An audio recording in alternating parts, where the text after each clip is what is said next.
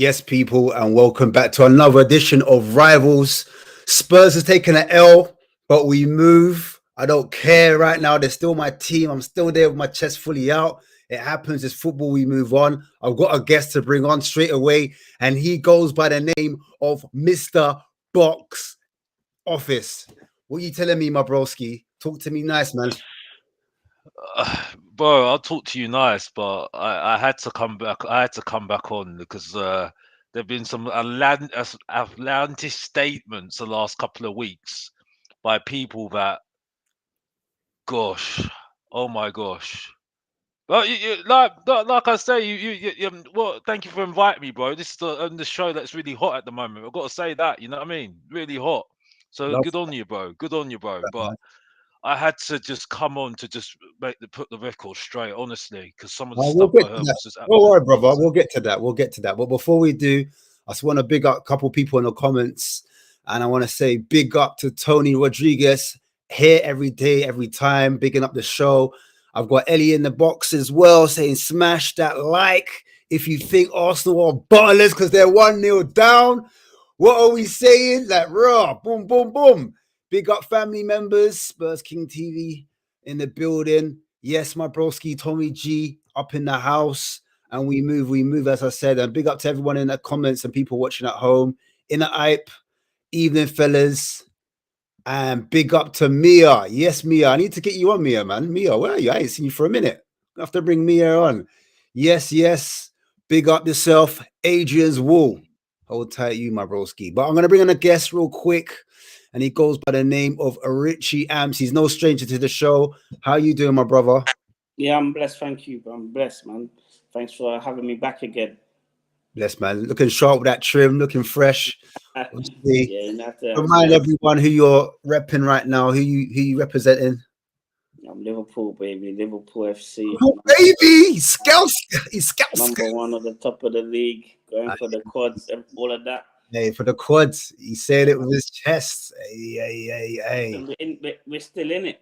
Still in it. Still in everything. I'll be in it to win it. I can't lie. You're We're in definitely it in to it. win it. You're definitely in it. I'll be real. We've also got another rival. That rival happens to be Yoms back again. Yoms TV. Big up yourself, my brother. How you doing? I'm all good, man. I'm all good. Blessed, man. Blessed. Large up, everyone. Yes, and obviously just remind everyone who you're representing at the moment. You know. Oh, is it a Ten Hag we trust? I don't know about that. I'm sure we'll get into it, but I don't know about that. It's mad. Let me just start with that, to be fair. Obviously, Liverpool won. United won as well.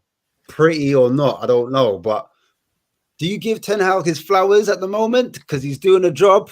So what are your thoughts, man? Just real quick on Ten Hag. Do you know what? I was on the fence with Ten Hag this season because I think it's hard to judge someone when they've had that many injuries. And I know we've spoken about injuries a lot on the show. I remember one time a couple of shows ago coming on and I was being told injuries don't matter. But Ten Hag said himself, and it judge me when my players are all back. His players are back. He's picking up results. Hey, Rich, don't lie. Hey, Rich, talk to me. What's going on? Do you want to interject? A loose statement. Obviously, you know about injuries, Rich. You're on mute at the moment. You're on mute. About injuries, bro. We've been having injuries also. I can't hear you, bro. I can't hear you. Put yourself on loud. You're on mute. I'm on. Oh, you got me. I still can't hear you. Hold on. Yeah, I can hear him. I can hear him. Yeah, go on, bro. Sorry, my bad. Well, injuries. Man United had a few injuries, and their whole season derailed. A few injuries, and the whole season derailed. And they oh no, we can't compete. We can't do nothing. Oh my god! Listen, we're sitting. Sorry, I've jumped in late. Is this the first question? Yeah. It's started already. Rich is coming in hot.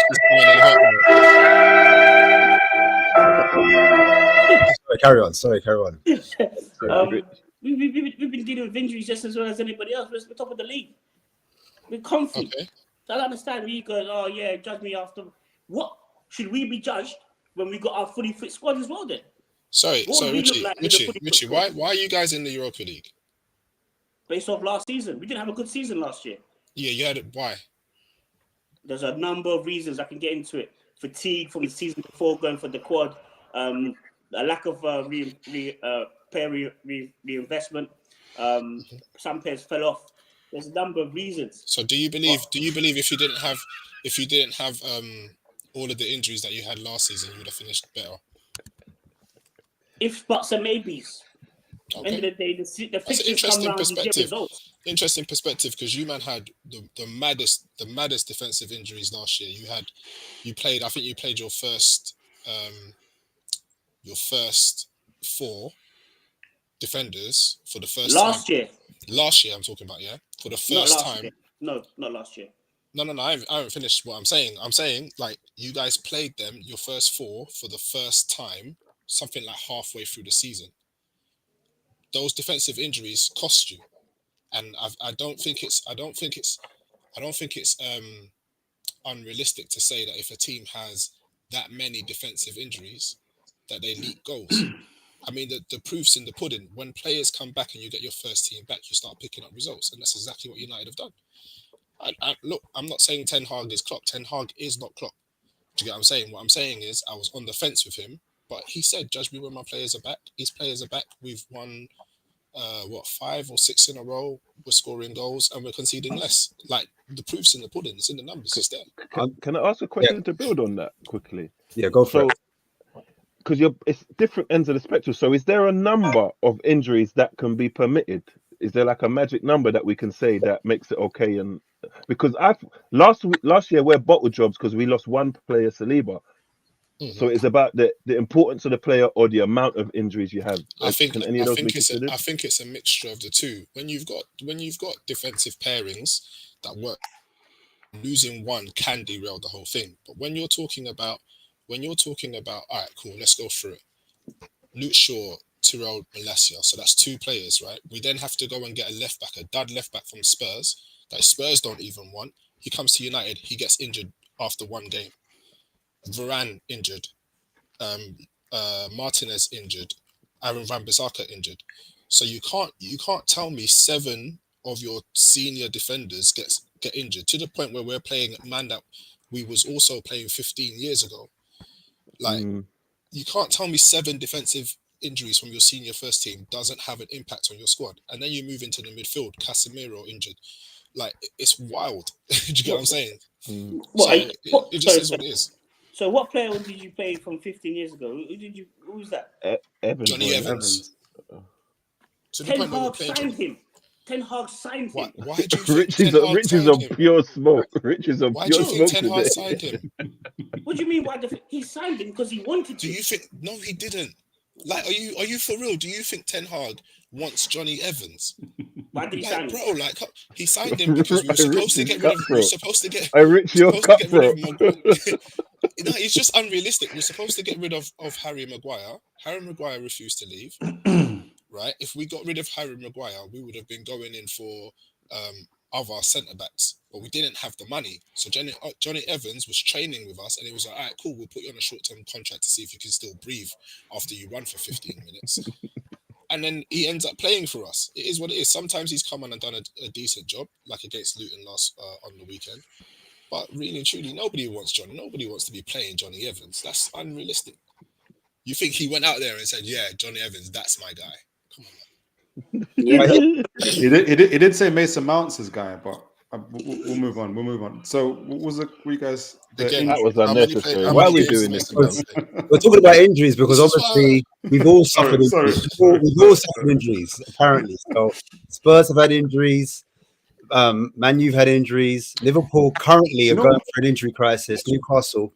What's interesting, Mr. Toon, yeah? What's interesting is that you man are suffering the most from yes, 100%. You man are suffering the most. Yes. For me to come up and pretend that Newcastle go from 4th to, I don't even know where you are, like 9th now, 8th, 9th, drop that many places and that many points when your injuries kick in, it's ridiculous. Like, that would be disingenuous. Spurs go from top to 5th based on all of when they lose their defensive pairing in one game, lose their cam as well. So they lost the creativity and lost the pace at the back. They get their their defensive, they get their players back and they start winning games again. Like this is not. I don't understand why this is difficult. Like this is like very simple stuff. I was going to say, because the original question around does Ten Hag deserve his flowers? Because I've got like a yes and no answer to that. I think yes, because of what he walked into and the culture he had to address and change. And I listened a very limited amount of Scott McTominay's interview to hear what that was, and what he went through. I personally think that he did handle the Jadon Sancho, most of the situations decently well, Sancho included. I know people might disagree with that, but Sancho, Ronaldo included. And like Yom said, after he got his players back, they're playing the way they are playing better. My only when I say no is when you ask him, are you going to play the Ajax way? And he said, no, I'm not going to play the Ajax way. And I'm thinking that's why they hired you. So what are you going to play? But they are still, I think Man United are going to get fourth. I don't think, I'm losing a lot of trust for Spurs getting fourth, or even Villa. I think Man United are going to get it. There seems to be a calmness about them, about what they're doing.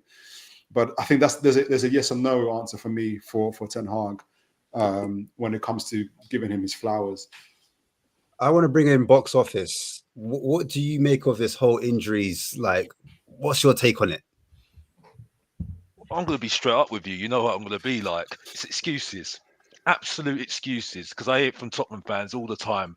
It's the reason why I had to come on, because Deji was chatting absolute rubbish last week. I've got to be honest, digging a hole for himself. But you know, the fact is, you know how it land lies.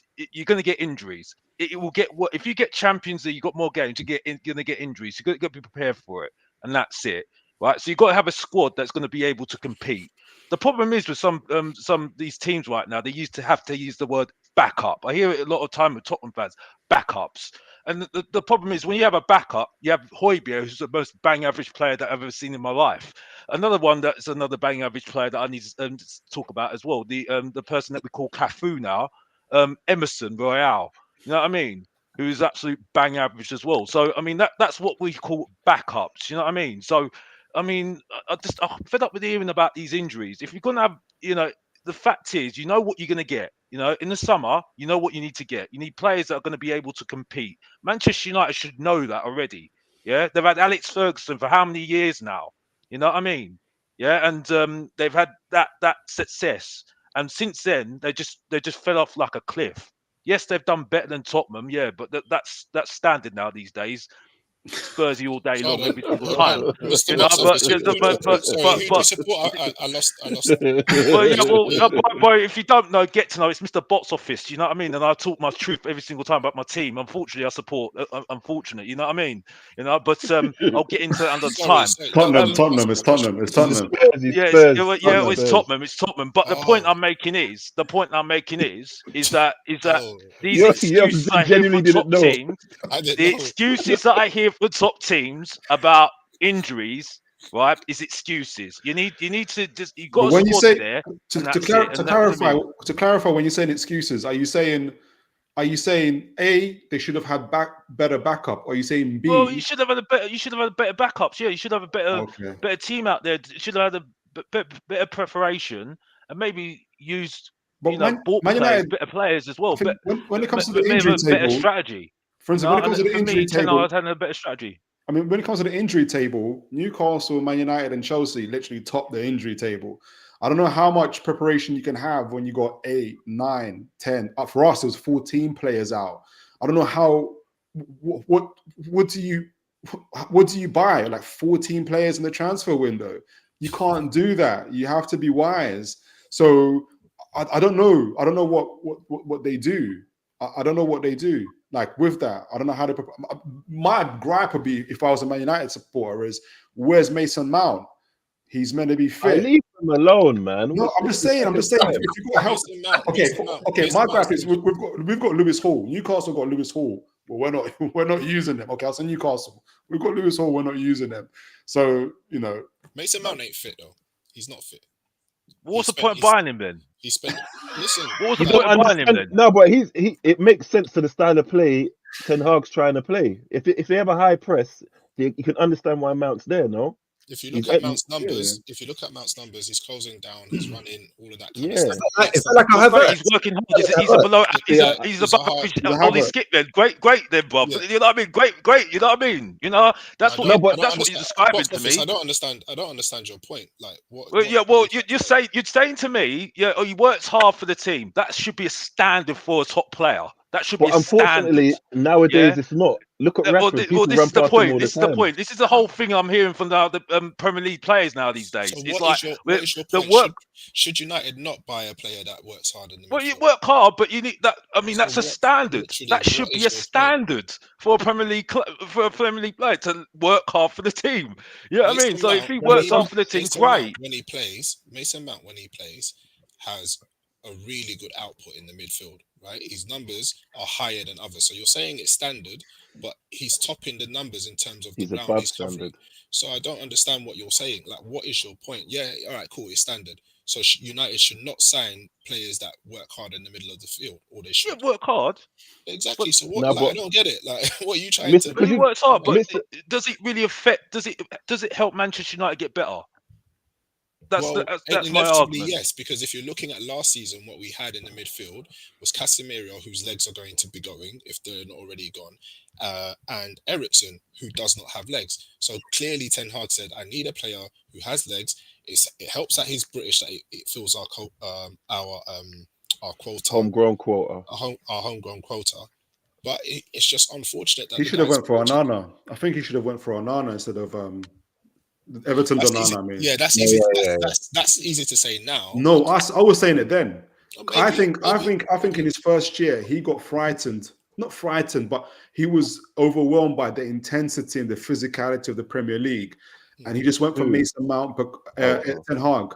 Oh. So I think he went for Mason Mount because he's played for Chelsea, he's got the numbers, but he's not. I think But what you he know really what? And wanted the was thing is, I would agree with you there. And I think the problem is that top clubs, like we're trying to get Dan Ashworth from you, right? yes, Top clubs have these structures in place, right? Because the manager should not also be the only person signing players. yes. Ten Hag has done it all himself, and that's Exactly. why people sit on the fence with him, because they appreciate that he's dealing with like a crazy club that the owners do for the last goodness knows how many years. The owners have not given two craps about the club.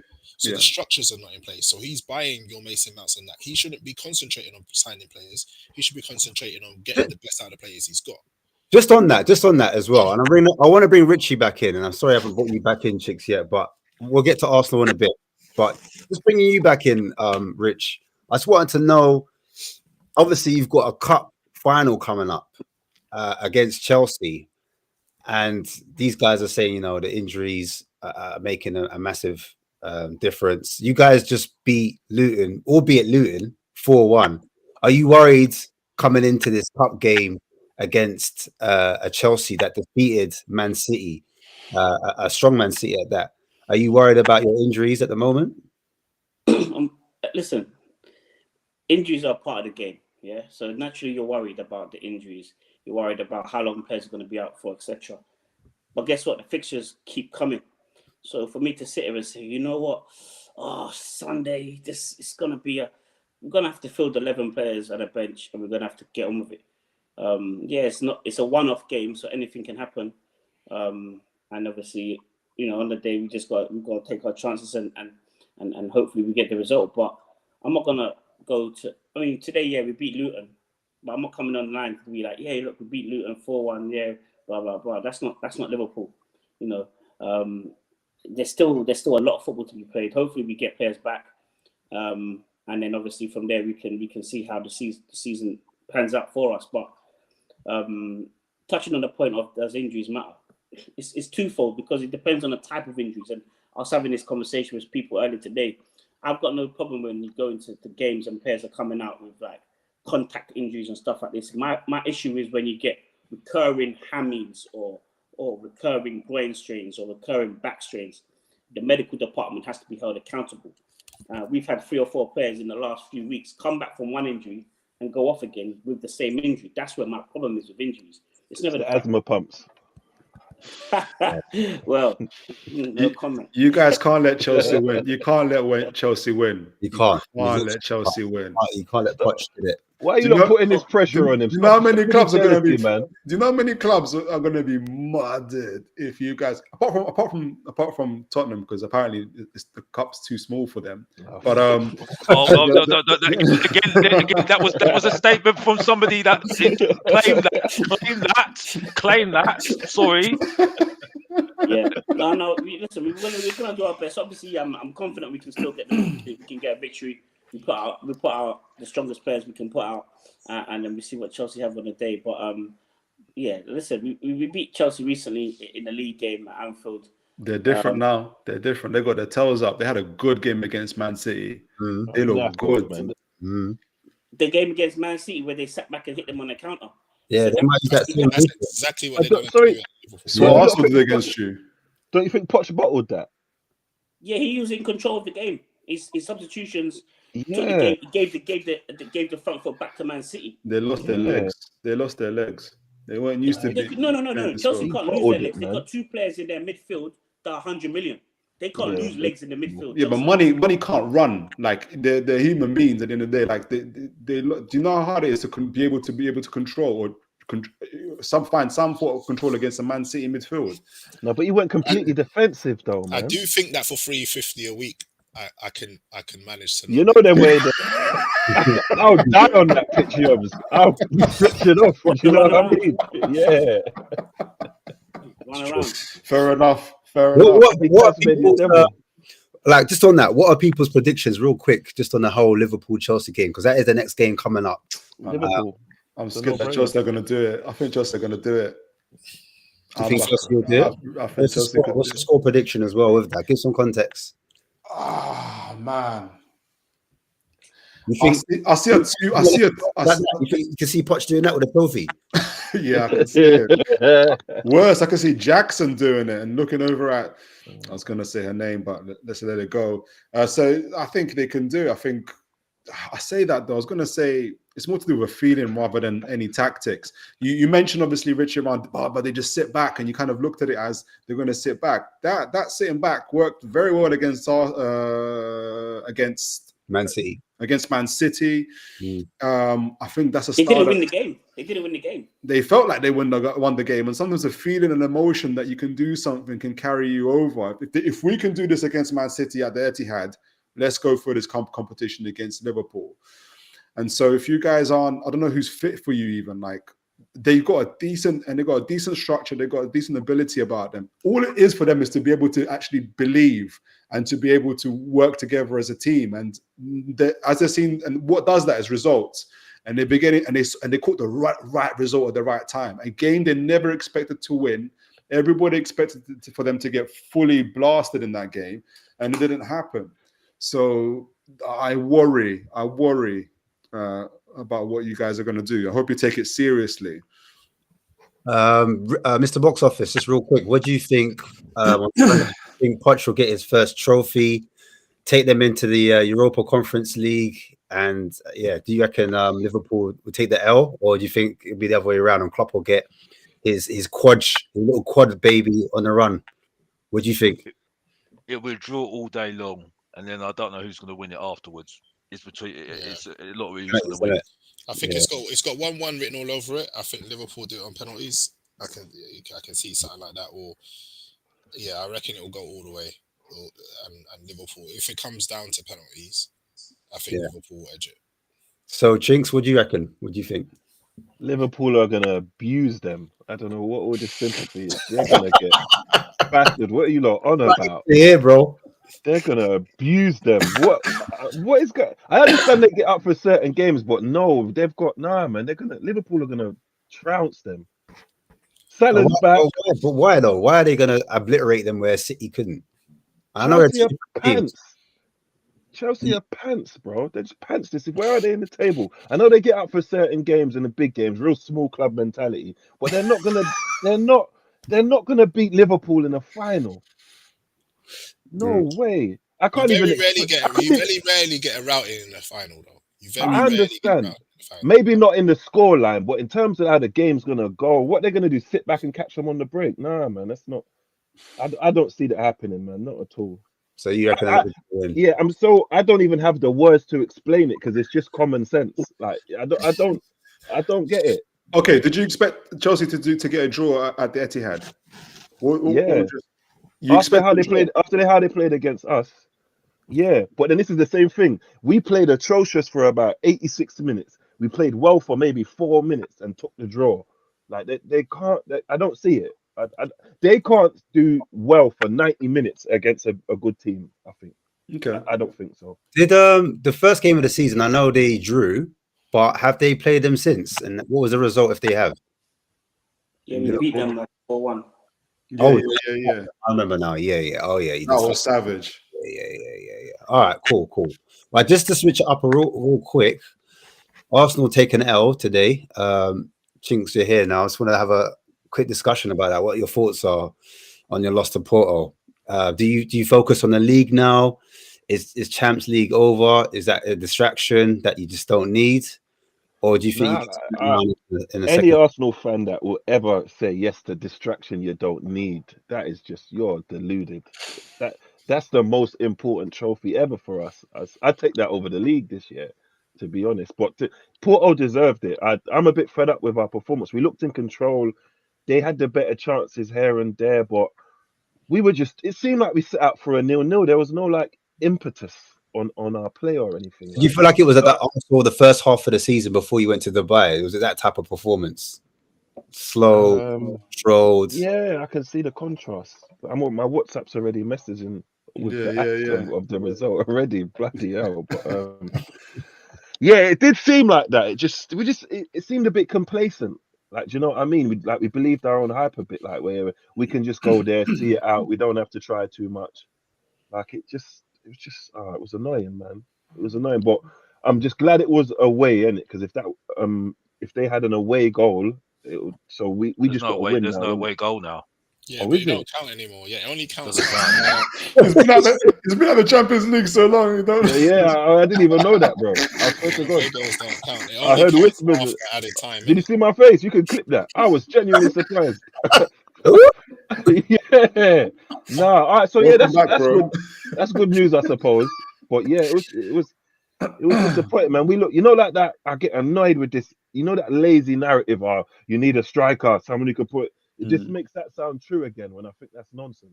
No, but today, watching that game, it did seem like I don't buy into that, right? Because we've seen City win the league without one, right? And look, we've seen Arsenal challenge without one now. So over the course of a league, then possibly, evidently not.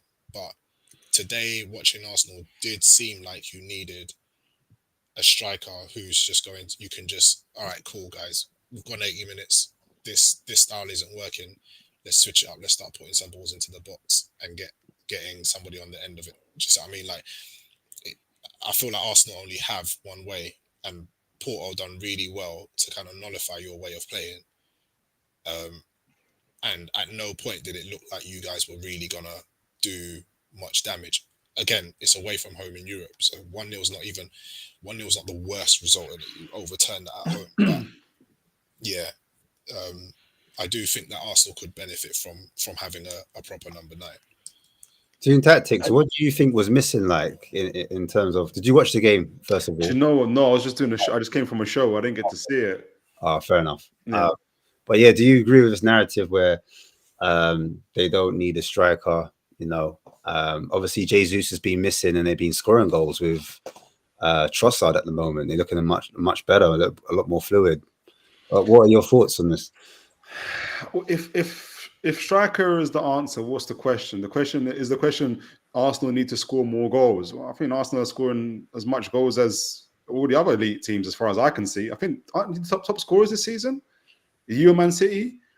So it can't be that. I think what people are looking, I would assume, because people keep on talking about, whenever this question comes up, is when Arsenal lose or draw very tight games, or there's a very, but if it's a game with another elite team, for instance, and Arsenal aren't able to get over the line, and they're like, oh, but if you had a number 9, So I guess it's on Arsenal to figure out whether, because that changes how Arsenal play.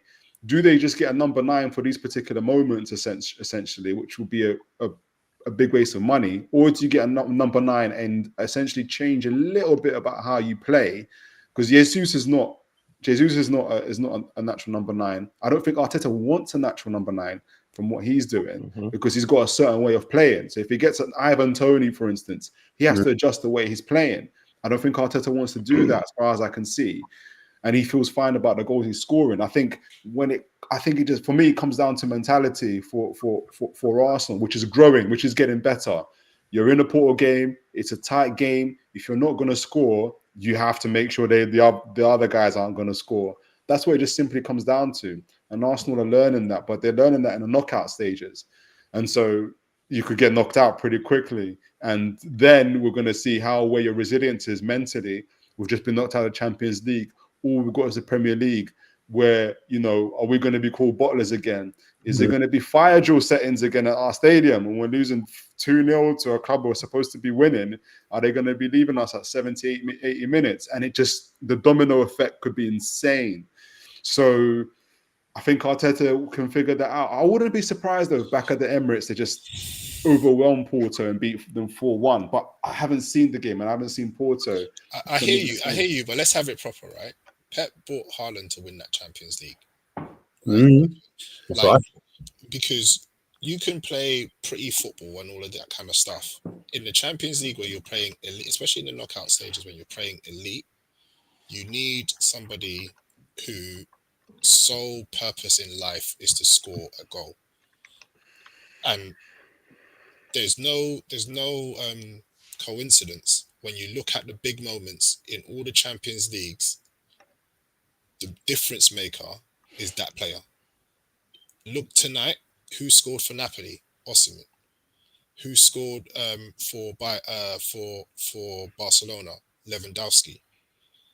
Do you get what I'm saying? You look at in the history of the Champions League, if you want to win that competition, you're gonna need a striker who puts the ball in the back of the net, because everything else gets nullified by elite teams.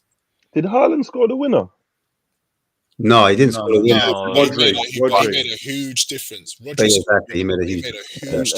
And Havertz scored the winner. Yeah, Havertz. But you're looking on the Champions League final, and you're looking at the one game. I'm talking about the Champions League. You're looking at it's one game for each team, right? You're talking about Rodri's goal and when I'm talking about the Champions League in its totality, knockout stages and all of that, the difference makers are normally the centre forwards. Yeah, but that's in every football game. You don't even have to put it to tournament. That's in every. That's their job to put the ball in the net. It's like, so say you score that goal and you let in 5 goals because you got a shit defense. It just puts a hole in the narrative, no?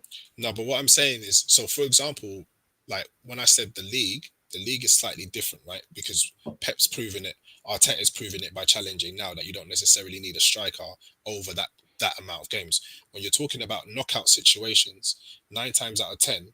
You're gonna need somebody who can score a goal. Do you get what I'm saying? You don't get knocked out. Yeah, I don't have to be a striker. Look, Liverpool won it with no striker. I think it's what your preference is, isn't it? Yeah, it's your preference. It can be done. I hear what you're saying. I'm not trying to disprove. I'm just saying. Normally, 9 times out of 10, the strikers are the difference makers in cup competitions. Do you get what I'm saying? Liverpool. I think that Liverpool front three with Firmino, Salah, and Mane, wasn't it? Yeah. Like that was frightening. And to be fair, Salah is just, what can you say? It's inside forward, isn't it? No, but he's not normal. Like Salah's not normal. But he's an inside forward, though, if you know what I mean. Yeah, he's inside forward, more than a traditional winger, if you know what I mean. Yeah, exactly. Yeah. Like, so I don't know. Personally, I think Arsenal could like games like today. It was clear to me that the difference was having. And I think this is what not to combat, but to go against what Mr. Box Office said as well, yeah. Because to add like realism now, yeah. Who literally, knowing how Arsenal play, yeah, can you guarantee that the whole team, the way we're going to play, is going to be shifted for this one person? And then it goes to who's available and what level are they now? Like, do you get what I'm saying? It's easier said than done, but actually getting them through the door now is a whole different thing. What do you mean, I like a think it, Tony or? Oh, go on. Sorry, go on. Someone's going to say something. I get what your point is. The problem is at the moment is that I think you can get around it because you got your youngsters as well that can compete as well, that can do things as well, because now you have these terms about having these wonder kids now that come into the play now these days. You know what I mean? So like there are ways of doing these things. You know what I mean? And now we've got this data-led approach now these days that everybody else uses now. You know what I mean? So you can get players out there, even though I don't like stats, because asthmatic, I don't care about stats. I call it FIFA. You know what I mean? But the point I'm making is that there are opportunities out there, for people to use their That's squads, and that's contradictive, it. no? Data. So you don't believe in data-led transfer recruiting? I can see it, but I think there's too much of this XG rubbish and all this malarkey, which don't get me No, started. but Don't get me started. Don't get me traditionally, started. teams with the best XG win the league. Honestly, I can't do it. I can't do it, mate. I'm a guy that watches football. I go to games and With see games for myself, and that's it, and just make a judgment from that. with, You know what I mean? with I saw Neto. I said Neto on Saturday absolutely rinsed our team to pieces. I could see it now. That shows me that he's a great player. You know what I mean? I didn't need XG in the 90s to see that Zidane was a great player. David was a great player. Who else was a good player? Berbatov was a great player. Defoe was a great player. Bergkamp was a great player. Yeah. All these players. I didn't need that. You know what I mean? So why So, do I need it now? quick question. What are you? Because I love doing this. What are your views on Havertz? Havertz, he's okay. Okay, He's I respect okay. that. He does a job. He does a job for Arsenal. No, because Like Højbjerg. sorry, yeah. Go on, Toon. Because I was going to ask about Havertz, because the game before Porto, when you guys are smashing West Ham and doing that, Havertz was like, everyone's like, yes, we found his role. He's the false nine, and that's good. Now we're saying you need a real nine. You need you can't have blank bullets. You actually need a number nine. I think it's, if you do fall out of the Champions League, you don't win the Premier League, or you fall out of the competing for the Premier League earlier than expected, I think people will look back at that Havertz signing and they'll say, why did you buy a false nine for 70 million, 300k in wages, when you could have bought a proper nine and have gone at least further in the Champions League and at least won or again challenged more in the Premier League? I think that might be Arteta's downfall, possibly. But I think so. Basically, because I think we've all been. It's Man City. Everybody's just saying in different ways. You need Man City squad. That's all I'm hearing everybody say, because we've all seen Man City as the bar. You need two world-class players in every position. Pay them more money than They don't have world-class players in every position.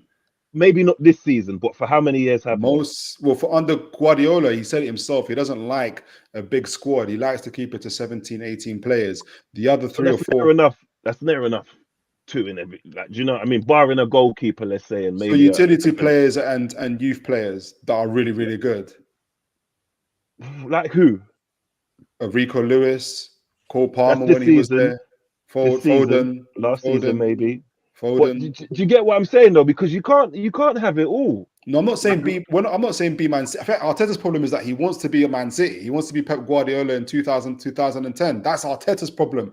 We're trying to get Arteta. It's narrative though, because you can't say what's the reason if he bought him. What's the reason for buying Havertz if we watched him score a goal and be a part of four others in the last game? But it's like the narratives just switch to whatever point you want to make in the moment. We're now talking about, like, especially what Yom was talking about, was the next step. So we know that you can score goals. We know that you can beat teams 5-6-0 and really challenge. But if you're going to win stuff, because this is the conversation started off, you either need a proper, this debate, do you need a proper number 9, or is it Arsenal find the way they are and still going to win? I think we're going to find out this season. We're really going to find out this season. Especially a cup competition like the Champions League. And I think it makes such a difference to be able to change the way you play or have a striker. And I think that's why Project Pep at Man City, don't get it twisted, they brought him in to win that Champions League. Yes, he upped the bar. He upped the bar. He upped the bar to 100 points or whatever it might be, and all of that kind of stuff. But the one, even when he signed these renewal contracts, right, for 2 years, the club statement on the website was unfinished business, and it had a picture of the Champions League, for goodness sake. That's what they wanted. And he knew, all right, cool, all of this pretty patterns that I'm playing is great and all, but if I want to win the Champions League, I'm going to need a striker that can do it. And he went and got a striker that can do it, and he won a treble. Do you get what I'm saying? Like, it's no coincidence. Even when going back in the day when we went and got Van Persie from you guys, like the whole thing, that the reason why Fergie went and got Van Persie was, look, we need a striker to win this league. We need somebody who is going to do this. Who and there's a famous Rooney interview where he says Fergie just said to us in the dressing room, get the ball to this guy and he's going to win you the league. So I think I get what you're saying in terms of you don't need to, because Pep's done it, but not everybody, and Klopp's done it. Not everybody is Pep and Klopp. Just before you go on, just before you come in, Chig, sorry, I just want to get Richie's thoughts on it as well, because obviously you're stopped in that area. What do you make of that? These well, listen, let's not overreact. Arsenal lose a game to someone to go in the last minute. They're going off with 0-0. They would have been fine back at Emirates. They're gonna still be fine back at Emirates. They're gonna walk all over Porto in a couple of weeks' time. I don't know why we're thinking that Porto are gonna go to Emirates and do big work there. They're not. Let's just call it what it is. They don't travel well. That's one. And Arsenal are very strong at home. That's number two. Do they need a striker? Probably not. Because listen, it's good and well saying, yeah, you want a number 9, but Arsenal, their football is really good. If you play the number 9, it's going to change a lot. It's going to change so much. I don't think people are taking that into consideration. The style will change. A lot of players are not going to be able to play the current way they're playing now with a number 9. Even Man City, when they shifted to Haaland, what did Pep have to do? He had to change a few things. Exactly. From the start of the season to December, he had to change a lot of the way they played, because they were used to playing with Aguero. He was a striker there. They were used to playing with that style. And obviously the Haaland style is completely different. So to say, yeah, let's go and get a striker in, who's on the market that's available, you can go and plug now to grab and put into Arsenal, that's going to say, okay, take them to the Champions League. Sorry, but I think Ivan Toney's got Arsenal written all over it. I think Ivan Toney. Yeah, I with think. all due respect, I like Ivan Toney. No, I reckon Victor Osimhen. Look, Osimhen is good. I reckon Osimhen is. Do you know what? As a Nigerian, yeah, I was disappointed in it. But I think Afcon stunk it out. Yeah, he stunk it. He completely stunk it out. But we was playing 5 at the back, 3 in the midfield. He was getting absolute nothing. But I reckon Osimhen's got Arsenal all over it. But the market is not very big. It's not very big. It's not very big for strikers. So why then market's massive for somebody? Market is massive. That's the other narrative. It's let me tell you something. What Arsenal could do is take your striker, Isak. They can come and take your striker. Woo! We didn't see that coming. We couldn't afford him. We're talking serious football here. Come on. No, but listen, Newcastle ain't gonna be phased by money. Let's explore that narrative, yeah. As a Magpie, yeah. How much you pay for him? 75, wasn't it? 60 to 70 million, yeah. So how much would you want for him? So long, man. I'm not selling them. No, but I'm just saying, hypothetically speaking. I'm not selling them. No, but hypothetically speaking, you put a number on it. Hypothetically speaking, if I had a gun to your head. No. But brother. Someone else answer the question, please. How much you think? Because look what you have to do. We sell him. We have to go through the trouble of being able to. No, forget. I'm not saying that it's even realistic. That's my whole point. What would his value be? His value would probably 150, be 90. And we can't afford that. We can't. So it's just it's a null and void conversation. We can't afford him. But the market is massive. Next year, maybe. The problem is the narrative is that the market is small because players get hyped up. They go on social media and then you're thinking, okay, there must be 5 strikers available. There's tons of strikers available. It's whether they suit your club or not. And obviously, I don't watch. I'm not a football connoisseur in terms of I watch South American football, this football, but there is tons of stuff. I do follow a lot of like scouts and stuff like that and see what there's. But there is tons of talent. When we bought Isak, he was a guy that scored 6 goals in that season. No, but And people what were is he doing, laughing at us saying, why did you buy Isak? I know he had 2 years ago he was doing well, but right now it's whoever laughed at you doesn't know football too. But exactly, but Isak wasn't. Nonsense. One of my point is that Isak wasn't the hype.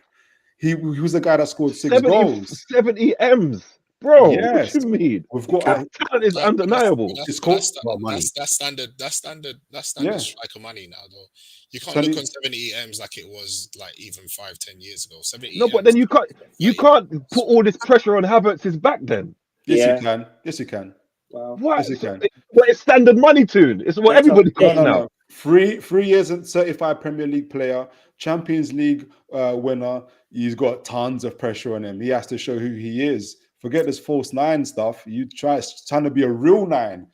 That's what he needs to. That's what he needs to turn into. So what? Does everybody remember what just happened in the January transfer window? Not to mention Everton. Everybody. It's not FIFA. It's not FIFA, bro. No, I'm not saying go. What I'm saying to you is, you don't have to buy £100 million striker. I think it's a myth that there's no strikers out there. What your problem is, Arsenal's and many other big clubs, is that you stop investing into your scouting networks and building academies. I mean, at one point, I remember when you guys had Vieira. Our most valuable player is from our academy, bro. Saka. Yeah. So keep doing it. Is my point. Oh, I thought you said stop. Oh, my bad. Yeah, so keep doing it. I remember one time I think Vieira was open up academies in not Sierra Leone. Was it Bue? Someone was open up academies in Africa, and I don't know why I didn't follow up on that. I was getting scared. I thought you guys are going to keep getting Vieiras, you're going to keep getting these players, and you stopped. And now it helps. Sorry, two. Who are these available forwards? Because my mind is. I need to know who are the names. Don't say there's available I don't agree. players. But if I tell you the names and you don't know who they are, I'm just telling you. I can just make up a name for you right now, and you'd be like, "Give me the names." Do you know? But why? You don't know who they are. Well, give me the names then. You want me to give you a name that you don't know who they are? No, because you made a statement. There's a big pool of available strikers. Yes. So there isn't. So okay, why isn't there? You tell me why isn't there? I think they're more systematic strikers now these days. Now I think that's the thing. I think there's a limited pool of strikers now that are so you didn't know that. So we were trying to buy João Pedro. If I told you go buy João Pedro last year, you'd have said, "Who's João Pedro? He plays for Watford. He seems to be pretty good now, don't he? It's a good guy." 1 season, bro. 1 season. You see, here's your problem. 1 season. Here's your problem. No. I understand what you're saying, because that is a problem as well. Is that two tactics? No. Hold on. Two tactics. Yes. I'm about this. Yeah, because if we're going to start saying that, we're going to start saying Richarlison's a great player and he's on a purple patch right now. So, like, if we're going to start saying that, right? Yeah. The way that it happens is you score, you do what you do in the first season, then you do better next season, then you do better the following season. Yeah, yes. That's how it works. With strikers right now, they do 1 season, and then next thing you go, oh, they'll do well next season. Yeah, it's a bit of excuses. Okay. Oh, it's too much. So Richie's asked me to name strikers. I'm not whether you take them on and tell me, because now you're creating extra conditions. 3 years in, 30 goals. Well, that's then what I know top strikers are supposed to do. Then that's top players. That's top players. You're asking. What I'm saying, but by the time you get a striker who's doing Victor Osimhen numbers, you're paying Victor Osimhen money. Chink's point is clear. We don't have £150 million to play, so you're gonna have to take a risk on a João Pedro or a Benjamin Sesko or an Isak after he scores 6 goals in the season. I ain't gonna lie, Sesko looks cold. Right. So did Michu. Right, so it's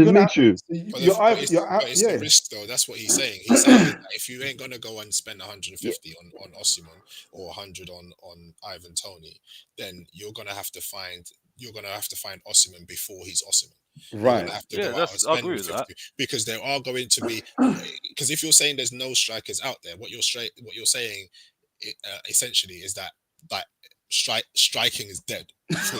No, that's not what we're saying. There's going to be big centre forwards out there, and what Toon is saying is that it's your club's job to go and find them before they become. That's what I was. Yeah, but hold on, Chinks, hold on. But the thing is, when you're a top club and you're pushing for the next level, you're trying to get over the line, do you have that amount of patience to kind of wait for that player to get No, bled you into? don't. That makes sense. So, like, Brighton are a great example. They've got Evan Ferguson, right? Yeah. Now they're at a different level, they're at a different stage, so they can afford to kind of wait for him to kind of come good, if that makes sense. Yeah. Now, if you're Arsenal or you're Spurs, or you're trying to push for the next level, you're trying to get over the line, can you afford to take that gamble and say, yeah, we've got this guy, he's a striker. Maybe, all right, this season he hasn't come good. All right, next season he hasn't come good, but the third season he will come good. This is the debate that. So the question is, can you afford? I don't know how many years Pep was already in the league before he got a Haaland, obviously. So it didn't go straight away. It all depends on Arsenal's long-term strategy. Are they willing? Because all it comes down to is fan pressure, media pressure, and banter. If you believe in your project and you say to yourself, we are going to win, we're going to win, but it's going to take a little bit of time. And we might put in money. I'm just using João Pedro for an example. It doesn't have to be João Pedro. We'll put this 30 million into João Pedro, believing that if we invest in this guy, through our scouting, for everything else, that if not this year, next year, this person's going to come good for us and he's going to take us over the line. So you can do it. And you can definitely afford to do it because João costs £30 million. It's What is that 30 million? Is that 30 million for us? No. Because Man United get Man United tax all the time. So is that guaranteed 30 million for us? Well, if you don't try, you don't get. So, Nah. But it's not a guarantee. We're talking about get to the pinnacle. Okay, but saying the one thing that didn't win us this game was that striker, who you're mentioning is not a guarantee. And we've all got people who get paid hundreds of thousands, tens of thousands to look for players. And there's something that they're not seeing to convince them. And we're just doing like hypothetical. If we're negotiating a deal, he's not going to go from 30 million to 60 million. You walk away. The maximum, it depends on your negotiators, if you want to go to 40, 45, is better than paying 150 million for Isak. 45 million for a potential. That's the point that we've got to. It's either Osherman or 45 million for potential. After paying 100, or even better, continue to improve your academies. Buy some of the football clubs across the continent. You can do that. It's legal. There was some clubs trying to stop that recently. Newcastle did all of you guys a favor. You can thank us later for that, and continue to grow your player profiles.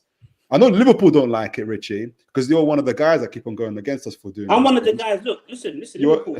Listen, Liverpool. We invested money in Nunes. We invest money in Jota. We invest in Diaz. So trust me, I know about these things. So when you telling me about you have to go and scour Europe, that's what we've been doing. I'm saying buying clubs across. You don't. I know Liverpool owners. We don't need to do that. You see, you need to try and win trophies. Chinks, you need to do that. You guys need to do that. How much in damages did you have to pay for Nunes for missing all those chances? By the way, Richie. By the way, because honestly, the amount of chances he misses, bruv. Honestly, I rate Nunes. He is really turning into a above average Darren Huckabee, bruv. Honestly, Darren Huckabee. This is disrespectful. I'll say that exactly. Huckabee. Exactly. They're laughing above at average. Hold on. I'm sure Nunes. I think Nunes is better than Werner. He's not too far from Sonny in terms of goals and assists. And who? Kulusevski? All of them. Sonny. All right then. Okay. Sonny. And he's won more than any of your strikers. I think you might have to just tune tactics. The main event needs to speak now. The main event needs to speak to teach you a lesson. Win some cups. No. Sonny, for me, right, has got better. You know what I mean? I will stick up for my Sonny. Yeah, I will stick up for him. Yes, he's not a captain, but he's playing well at the moment. Yeah. Right. And by the way, last season he was injured most of the season last season. He still scored lots of goals last season in the Conte team. So I'm not even this waffle. But why Richie mentions Nunes and you laughed at him is we bought Nunes for 70, 80 million. You laughed at him for missing those chances. I made the point he's outscoring most of your forwards and he's won more than most of your forwards for Liverpool. What's the conversation before that? Speaking to Arsenal, actually doing what Liverpool have done and actually invest and take a risk on some forwards. So I know Sonny will stay at Spurs and at this rate not win anything apart from free tickets on a go-kart. But if we're going to win stuff and going to do stuff, we're going to have to take risks and buy players. And that's what it comes down to. It could be really high potential players, or it could be really high potential and high risk players. What Nunes is, Nunes will come to fruition. He, even in a bad season when people are laughing at him, he's outscoring most other people's forwards. How many chances did he have to take? That's life. To score How goals? many shots has Michael Jordan missed, and he still became Michael Jordan? It is what it is. It's part of it. It's all part of it. And because you buy a player, comes to the country, he's adjusting to the language, adjusting to the game. He's still very raw. That was the first year. Second on the real though, Richie. Was you saying that about Rasmus Højlund? Yeah. Because this is the thing. I find that people had a lot of time for Darwin Núñez. Højlund didn't score, even though he was scoring in the Champions League. He wasn't scoring in the league. He didn't score for his first quite a few games. Okay. But people was telling me he's terrible. He's this, he's that. He's wide of the mark. He's playing with blindfolds on. But how comes Darwin Núñez gets afforded that kind of time, and Højlund doesn't? Listen, I don't know why people are onto Højlund so early. To be honest, that could be more to do with Man United than it is to do with Højlund. Yeah. You understand? That's maybe not to do with the player. That's maybe to do with your club. But what I've seen is these young strikers that you've invested in. You're hoping that within a year or two, we're going to take you to where you want to be. So it's all about, as Toon is saying, it's all about having to take a chance on somebody. If you can't go in and get the big heavy hitter like Osimhen, you have to take a chance on somebody out there that's coming up the ranks, and then maybe you can, develop them and they can come good for you. Yeah, fair point. So I just have to come back on Toon tactics, saying about Sonny. Yeah, I have to do this because I'm sorry. he had some slander there, and I couldn't have it. Right. Firstly, right, I agree with you about the whole thing about trophies. That's fine. I get you because I've said it already. So I'll be a hypocrite if I wasn't saying it. I've been saying it to Tottenham fans all day long. But I'm sorry. For me, like Sonny has been a great example of carrying on. Yes. He's not won anything, and that's against him. I've said Kane's not won anything, and that's why he's a loser. So that's the thing. But as players, they have, scored goals and, got better each season. You know what I mean? Even in worse seasons, they've still carried on, and that's it for me. And for me, Núñez hasn't proved it yet. Yes, he might have won trophies, but in a Liverpool team that have got really good players at the moment. So you should be expecting to win trophies. You know what I mean? In a great team. So should Tottenham expect to win trophies? Well, yeah, we should be aiming high. Yes, we should be. So why is that? Why is it only right? So you're in the same boat as Liverpool. You're not doing the things that Liverpool are doing. I'm not saying Sonny as an individual is incredible, but the whole conversation came on Núñez on the back of how does Arsenal move and progress moving forward? How do Arsenal do what Liverpool are doing? Because we laughed at Liverpool buying £80 million Núñez, but Núñez is part of a great squad. He's also doing decent things. He's going to continue doing things, decent things. I don't know what the banter is for that. We're only bantering because he does do funny misses. However, all that is going to come into fruition, and he's going to do well. So we'll have to wait and see. I'm not saying Son, but you're gonna have to buy a striker at some point. Sonny isn't going to be there forever. I agree with you, and I agree. It's not going to come in. I agree with what Jon said, and you said that you need to take a risk on a striker. Your Núñez might be Brennan Johnson. Yeah, listen. You're going to have to put some faith in him. You're the wrong guy to try and defend certain players at my club. Yeah? No, I'm saying I will not defend them. I'm not dissing Brennan Johnson. So I'm not dissing Brennan Johnson. He's young, he's hungry, he's athletic. He's obviously got a little issue in terms of in the final third, but everyone's bantering the hell out of him, and they're going to do that. But your manager, your owners have looked at him and said, there could be something there. When I say he's your Núñez, he really is your Núñez. Look, let's have it proper.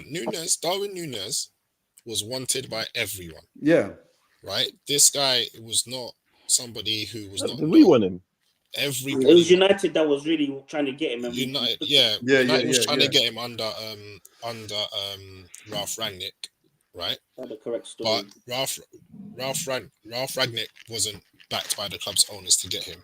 But when I say everyone, I'm not just talking about Premier League clubs. He was wanted in Spain. He was wanted elsewhere as well. Darwin Núñez was not somebody who was plucked out of the blue. So the guy clearly has talent and ability, right? It's just a matter of time. I personally think that Núñez, once Haaland goes, so I don't think Haaland stays in the Premier League for too long after Pep leaves. Yeah. I reckon Darwin Núñez becomes top 3, top 5 striker in the Premier League easily. Like, I don't even think it's going to be like a if. It's a matter of when. How many goals has Darwin Núñez got at the moment? Let me go on the sofa score. Has he got? He's got obviously plus 10 goals, right? Yeah. And assists as well. He's got more than 4 assists, so at least a minimum of like 15 goals and assists.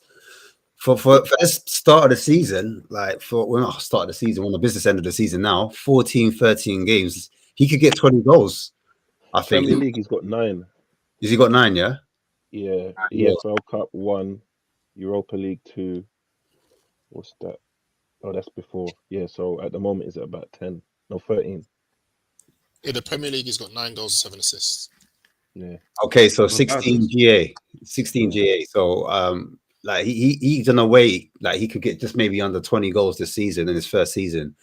It's not bad, especially when you consider how many goals are spread across Liverpool's front 4, 5, how many strikers they've got. Yeah, I mean, he is missing. What Alex is saying about him missing sitters, and he was doing that, to be fair, at his previous club. I remember watching him in Champions League against Liverpool, and he just couldn't score. Like, he scored, don't get me wrong, he scored like two or 3 goals against them, but he was missing. He's a bit like that striker that plays for Kuna. Yeah, he's a bit like Kuna, and that the English striker used to play for Southampton, and I think he moved to West Ham. Ings. Yeah, Ings. You know, sometimes Ings needs a lot of chances before he can score a goal. Yeah.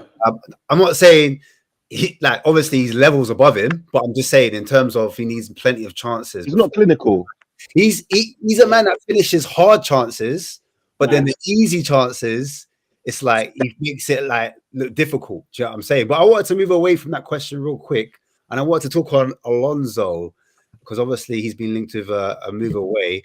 What are your thoughts, Alonso? Should he stay at a Leverkusen? Because this is a football show, by the way, even though it's rivals. But I want to get your thoughts. And do you think Alonso should go to Liverpool, or he should go to stay in his domestic league in Bayern Munich and just? I think he's going to Bayern Munich, isn't he?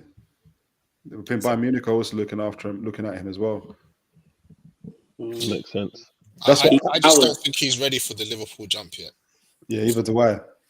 I don't reckon not that he's not good enough. I just think that with Klopp going and his backroom staff also going, I think the rebuild job is going to be quite big, and I think Alonso would do well to go into Liverpool when the rebuild job isn't that big, and he can just focus on the football rather than having to focus on rebuilding parts of the departments where people are leaving and coaching staff and all of that kind of stuff. So I think he can maybe do a couple more years at Leverkusen, but I would prefer him to go to the Premier League. Unselfishly, I'll prefer him to come to the Premier League because I think he would be good for the Premier League. I don't think we clearly don't have Klopp, and I don't think we have Pep for much longer. So if we're talking about the standard and the style of football that we like to watch every week, I would like him to come and do that here, rather than and what's there to do at Bayern Munich? I know, win the Champions League is what they're going for, but they win that league every year. I mean, it's a bit of a they're plucking the best manager in the league because they're not winning it this year. Does anyone think that Liverpool fall off? Sorry to cut you off. Does anyone think that Liverpool fall off? Historically speaking, after the guy after always flops, no? It'll be a struggle, naturally, because taking us to a point where it's so high. There's obviously going to be a downturn. Obviously, hopefully we get Alonso and that's not going to be for too long. It's going to take him maybe a little bit of time to get his ideas in, maybe a couple of his players that he might need. But I see no reason why he would stay. Look, when there are young managers rising up through the ranks across the board, historically, you can look back through history. They take the big jobs when they get offered to them. Whether you look at Mourinho, where you look at Simeone, where you look at any young manager, when they're coming up and they're doing well, they're just taking the next big job that comes up. So I feel like Alonso will look at this, and naturally I believe he wants to end up at Madrid, which is kind of normal for him. So Liverpool, he's got a great affinity with the club. He wants probably to take that job, try and do a good job there, 4 or 5 year job, and then go into the Madrid job to really put his market down. That's how I feel like he wants to take his career, in my heart anyway. He was a fantastic player for us, so it'll be beautiful for me to see him come back and look after us for a few years. But again, like I think someone just mentioned, Bayern are looking at him. That league is, I don't know what he's going to do there when he goes to Bayern. Unlimited resources, picking the best players from other German clubs. That's what he's really going to be doing. Until he knows the league as well. Sorry? He knows that league as well. It'll be an He easy does know the transition. league. He does know So the league. it's like, is he a coward or not, basically, isn't it? No, I think Yeah, it's just a bit of a dead story, isn't it? Like, Yeah. do you know what I mean? The one time they don't win it, they go and get the person who did win it. It's a bit of a dead. He's not Declan Rice, is he? Do you know what I mean? He's not going to turn down City and come and battle it out with the lads. You know what I mean? I think he needs to marinate, because I think, for instance, take an example. You talk about Steven Gerrard won the Scottish Cup. After 10 years, Rangers didn't win anything in there, and people thought he was hot stuff. He would go to Aston Villa, use it as a stepping stone, and then Liverpool will come upon him. And then people quickly realized this Steven Gerrard, I don't think he can lead people very well, and he actually can lead them right to the relegation. Now, I'm not saying that Xabi Alonso is going to be that guy. I'm just kind of highlighting the risks of it. I think Xabi actually has a better. Why is it a risk? Sorry, why is it a risk? Because there was no concerns when Arsenal hired Arteta. No, there was concerns. There was 100% concerns. There was massive concerns. He was an assist. Experience. That's the concern. People were saying that his CV says Pep's bedroom. There was all. No. I'm tired of this now. Let's put this to bed. Man. I'm tired of this. Yeah. When Pep came to the Premier League, he said, "I need Arteta." He said, "I need him." That's what he said. Whenever Pep used to play Premier League teams, he'd phone Arteta and be like, "Help me, bro. Let's stop this disrespect of my guy." Listen, he's still a student. He's like Arsenal are his first. This is was it they call it back in the day when you got your first job from uni? It was like a graduation entry. Was it entry? You got those fast track ones. That's what Arteta got. He got entry graduation exam. I can't remember what it was. That's what Arsenal is to Arteta. And so it's a huge risk. I'm not dissing Xabi Alonso, but I'll put it to you guys. If Xabi Alonso takes over Liverpool next season and you lose your first 5 games, draw the next couple, are you going to have this sort of love and patience? Are you going to be saying, man, he was a one-hit wonder, Nah, I don't like the way he's putting this player there, putting that player there. I didn't see him doing this, but he was playing like this in Leverkusen. It was the German league, it's the Farmers League. Why did we listen to ourselves? And he's going to feel the heat. You know what you're doing? Because Liverpool fans are not like that. I will say that about them. They're not like that at all. They're just a different kettle of fish. That's what other clubs do. They don't do what you're describing. Liverpool fans don't do. Maybe some idiots online, but as a whole, the fan base.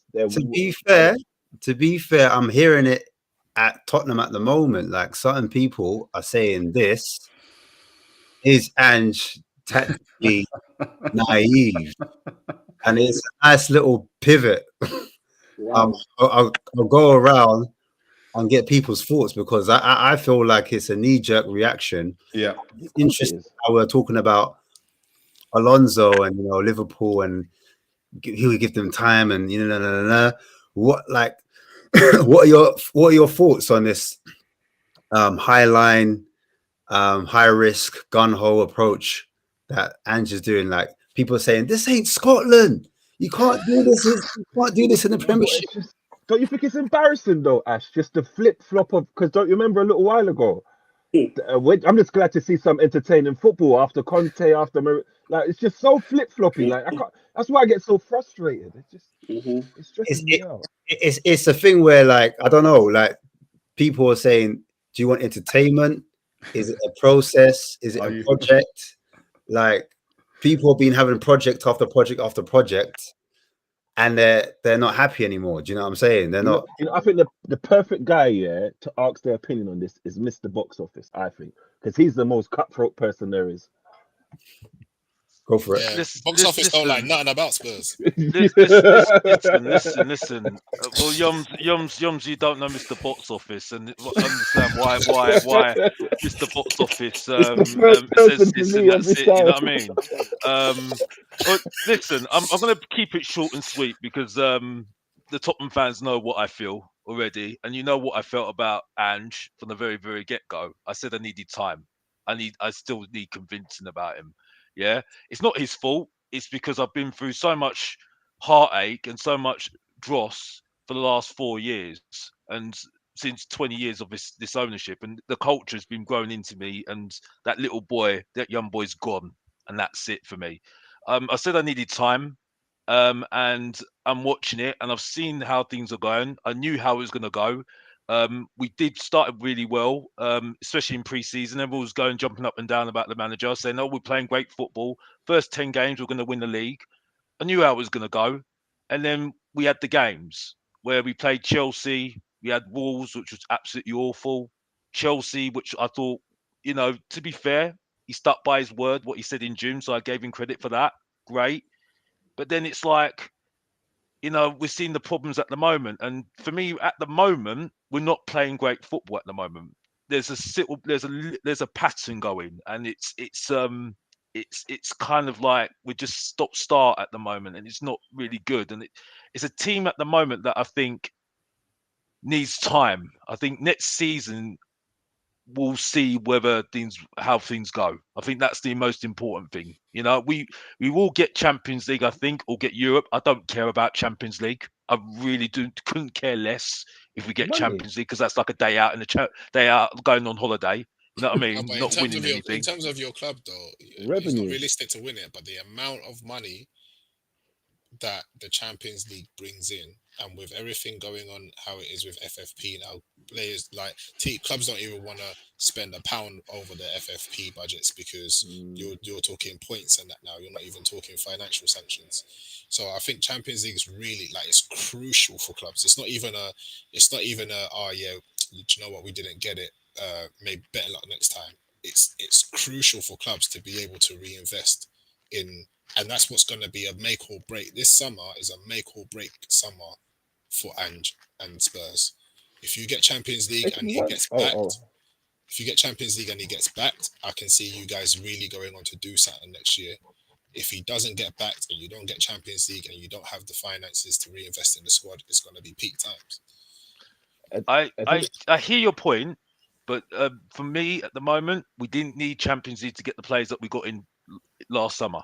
So for me, and we are FFP kings, I was told as well. So 100%. So if we're FFP kings, we've got enough money to get players in. This is FFP, and we are also have got this data-led approach as well. So we can get players on the cheap. So for me, I don't think it makes a difference. I think it will make it even harder for Tottenham next season, because we have to be better than this season, because we're not going to get away with what we're doing this season. And for me, at the moment, I think Kanji is getting found out. Now, that's not his fault. I think this is just a process at the moment. My way of believing this is going to go well is when he has fans saying Ange out, and the board say no. Yeah, stick by their man. That's when I'll start saying, I'll shut up. I'll completely shut up, because the problem with Tottenham is we panic, and then we sack managers, and then we get Jose Mourinho in, and then look at the joker we had. You know what I mean? And get Nuno in after how many days? You know what I mean? That's a bit unfair. That's a bit unfair on Jose, isn't it? Huh? Well, no, but I never liked him. I've never really liked him, mate. I was never a fan of Jose. I've never was a fan of Jose. So at this point, can you tell me something that you're a fan of? Well, Something that you I'm like just a about fan. Spurs. I'm just a fan at my club at the end of the day. You know what I mean? I will. Like I said, I think at the moment, right, the stadium's fantastic at the moment. I love going to games. I love going to seeing games, and that's it. Other than that, at the moment, I can't really say too much at the moment. You know what I mean? So, it just hasn't impressed me for the last how many years now. You know what I mean? It hasn't impressed me. You know what I mean? Could I, I know it doesn't. I know you don't understand it as a Man United fan, yeah. But honestly, when you're in my shoes, seeing what I've seen, boy, don't even go there. You know what I mean? And my could, fan base is the could I most ask a deluded fan question? base in the Premier League by none. Go on. So Sorry, if back to you, back to you, Asmatic. Go on, Jinx. Ask a question. you see, just base it on like this season, yeah. Forget everything else, yeah. Who would you lot say is a better manager, Ange or Ten Hag? Because I think Ange, yeah, he's Good very question. plan A and stick to plan A, and plan A is gonna work. And Ten Mhm. Hag's tried a plan and he ain't got the players for it, yeah. and he's trying Mhm. something else. So what do you respect or rate more? Doubling I down on plan respect. A or having a Me plan B? personally, I respect more Ange, in my opinion, only because he's stuck by a philosophy, whether it works or not. It's a different thing because obviously he needs, in my opinion, a summer window where he can get maybe a technical player which will help him to have make his system work a bit better, work a bit smoother. Because I feel like when you're trying to break down teams and you don't have technical players to break those teams down, then the system kind of falls apart, if that makes sense. You still got some of the old guards that aren't so technical. They were used to playing that counter attacking type of football, if that makes sense. If you look at our forward lines, I know we've got Werner and Johnson, and he was under Ange, but just in general, they like to play with the space in behind, if that makes sense. They like to run into that space. So that's more like counter-attacking football. I feel like when you've got midfielders that are slightly more technical and they're in tight spaces, then you can kind of dominate teams and you don't lose possession when you're higher up the pitch. Am I making sense? If you've got a player that's not comfortable on the ball and you're high up the pitch, the turnover comes over a lot quicker. And then before you know it, boom, a big chance is But don't you conceded. think that's why you bought Werner though? So you bought Werner for his work rate up, high up the pitch, right? Because he's somebody who will run his heart out and close down the ball and execute the manager's plan. I think he was loaned. Yeah, I think he is loaned to do almost like a stopgap. When Sonny was at the Asian Cup, we needed a forward that, like you said, that was hardworking, that could probably get the ball into the box, cross it in for Richarlison to get on the end of things, or Johnson, who's on the other end, to score things. But I just think the manager's now seeing it in real time because obviously you've got your ideas as a coach, but then when you come to the Premier League, you start to think, bro, you know what I thought and reality, it's not kind of working. So I need to kind of pattern up and do something slightly different, and maybe I need a different profile. Maybe I need a bit more physicality here. I need a bit man that can hold on to the ball here. And so he's learning, I feel like, on the job. And I thought in summer, how he came in to how he's gonna come into the second season will be slightly different. He would have learned a lot against the lower teams and the teams that are in like the so-called top 6 or your top 8 teams. Do you know what I'm trying to say? That's just my opinion, but I'll pass on the question on to, I haven't heard from Rich for a second. So is Ange tactically naive? Sorry, that's not even the question. It was, sorry, Chinks, it was was it the star? Was it? Who do you Yeah, respect more, Did you respect more? Is it Ange Ange or Ten Hag? or Ten Hag? I like what Ange is trying to do at Tottenham. It's a tricky one, obviously. He's coming there first year. There's not a great deal of expectation, but he's got clear principles and clear style. And when a manager has that, I always feel like the future's always going to be a bit brighter. Ten Hag, I don't know. Your boiler. I don't know with Ten Hag, honestly. I mean, I don't know. I've watched some of United's games, and you can correct me. Still, I don't know your style. I don't know what your style Do is. you know what it is with Ten Hag? Like I get the comparison, but I don't at the same time, right? Being at Spurs, with all due respect, Spurs fans, being at Spurs and being at United are chalk and cheese, right? The size of club, the expectation, the pressure, even the media pressure, the scrutiny is very different, right? What Ten Hag has had to deal with Ange will never have to deal with at Spurs. The way that he's handled, and to be fair, I think he very much overachieved in his first season. Nobody had United finishing third and winning the trophy last year at the beginning of the season. No United fan, no anything fan, right? So I think he overachieved. This year, I think he's had quite a lot to deal with. I'm on the fence about him, like I said earlier. I like what Ange is doing. I think it's quite easy to do what Ange is doing when you're playing one game a week and you're at a club where really and truly, like, Spurs are happy to be here, innit? Do you know what I mean? Okay, Yum. Sorry, Yum. So Yum, without disrespect, they're happy to be. Spurs are a top six club. No, They're but happy we've been to a finish. top six club for a minute now. It's not like we just, and I don't even like this whole top six thing, but we've Yeah. well, since Harry Redknapp, Martin Yole days. This is like 2000. This is 2014. We've I been. agree. That's I agree that 10 you're a top years. six That's club. 10 plus years we've been in that top six. I agree you're a top six club. You're the only top six club without expectation of winning a trophy. I'm not talking about you, you haven't won a trophy. The expectation is different. I think it's down to the fans, though. I think that's a part of our culture. But I think But I when we're hear talking in terms Yon's of point. management, I hear when we're talking Yon's about point. management, it's very different. So yeah, I I like hear what Yon's Ange is point. doing, Yeah. but to compare what Ange is in to what Ten Hag is in, But Yums, is very different. the original question was, because you've got Ange who sticks to his philosophy and style, which is high line, no matter what, we're doing this attacking play. I know there's a little bit more to it, Ash. I know, but just kind of keeping it basic. I'm going to play it that way or not. Whereas you've got, and on the opposite end, you have a Ten Hag who will change to the point where according to the team he's playing, where even people don't know what he's doing.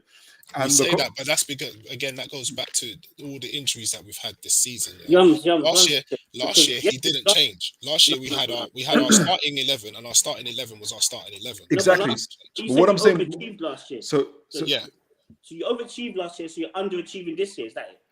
yeah, I think we're underachieving this year. Without a shadow of doubt, we're sixth. So just to Yeah, but you're still in the battle for top four. We're in the battle, but we're sixth. you'll get there. You can't be sixth. You can't be sixth. Yums, And say, But my money's on you guys, though. Yums, what I'm that's saying. nice for your money, Chinks, but Yums, my money, I ain't putting it on. Yums, you know what I'm saying? You see, you just said we've had injuries and he's had to change. Yeah.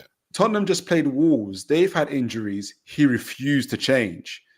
And that's where that's for him. But you that's no. I'm not judging it. it. What I'm saying is, which do you prefer? You've got Ten Hag who will change, whether it's an injury, whether he's not, whatever it is. And you know why I say you can't change that now? You can't think about that now, right? We changed so far, like so much against Spurs. Against Liverpool, right? We parked the bus. Mourinho ain't ever even parked a bus like that. We parked the bus, got a point. If we get into the top four by a You're point, still celebrating that. No, I'm not celebrating it. But we got a point. If we qualify for the Champions League by a point, which is worth, I don't know, around 200 million pounds, right? I could not care about whether you stuck to your guns. You can stick to your guns and be fifth. Yeah. Okay. It's more about results than play, isn't it? Results is more results. Is that what you're saying? Results over style. Is that what it is? Results over to a certain extent, because look, after 2 or 3 years of terrible style, like you want, like Moyes at West Ham, or Mourinho got sacked after winning the league at Real Madrid, right? Because they just wasn't accepting it. You sacked him as well, isn't it? Yeah, man, you sacked him. Yeah, but we sacked him for toxicity even more so than style. But he overachieved. My point is if we come fourth and he's chopped and changed and he's proven that tactically he's getting the results, then I'll take that. Do you know what I'm saying? Which makes sense. Okay. So I'm just saying you can't really judge right now. I'm not going to judge. I'll judge Ange at the end of the season. I'm just going to jump in quickly. But for me, even though I still need convincing about him, I have respect for him, Ange Postecoglou, because he said in June he's going to do his way, and that's it. He's stuck by his word, right? And the games that haven't gone his way, and what the style he wanted, he changed the team. He dropped players, right? So for me, I can't have a go at him when he's stuck by his word, and he's sticking by his word since then. You know what So I is mean? Ten Hag though. But I don't Ten think Hag said he's for not me. playing the he's not playing And the he's not playing the Ajax way, and he's not. well, I don't. For me, I do think you're getting lucky a little bit. I do think you're getting lucky a little bit. I've got to be honest. Now, listen, I think for me, Lads, I don't agree I've with got to the go whole work here, thing. lads. I think That's stuff. Big up, yeah. big up, big up.